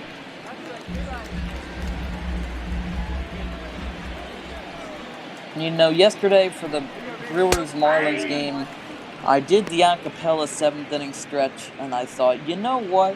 The reception from that was so gosh darn good, I might as well just do it again. Now, of course, being I'm being sarcastic, but still, I mean, that's, don't know why a guy with no singing abilities is, doing, such a pronounced 7th inning stretch, but, you know, it's bot ball, it's a Friday, you know, we got good baseball, we got it all. It's 2-2 now to Brandon Lau. Count is 3-2. And it's a full count. Yandy Diaz on deck.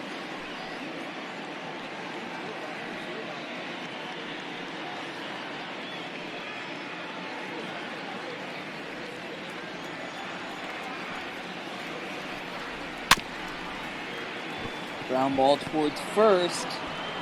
Is it fair? Yes, sir. That'll end the inning. Or no, 2 away. Third baseman number 2. It looked like that ball was going to roll foul, but Guzman picked it up just in the nick of time, and there are 2 outs now in the bottom of the 7th.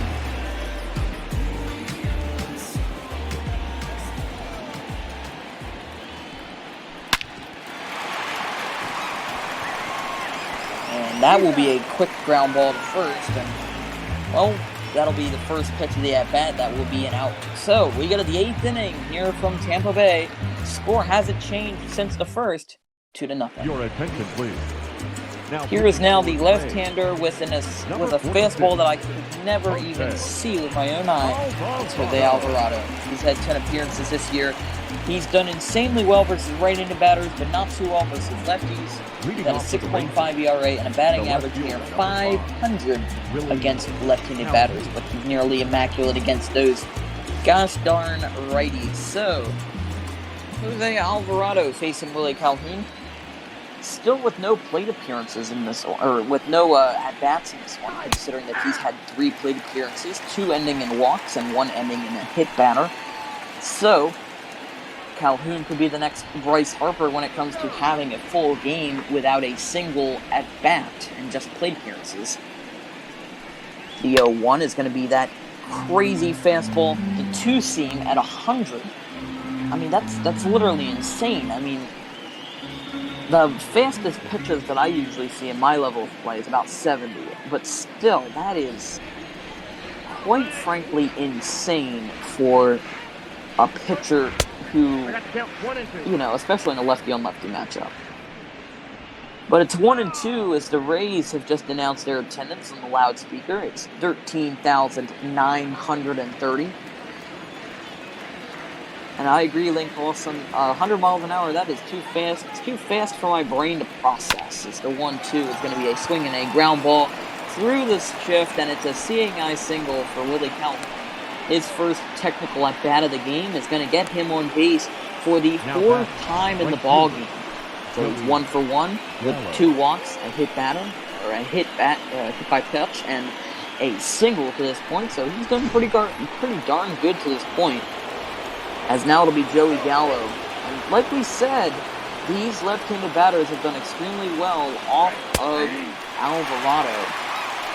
So it doesn't really make sense why, with who was due up at this point of the order for the Rangers, didn't really make sense for them to put him in, but they are winning, and, you know, they were willing to take a gamble.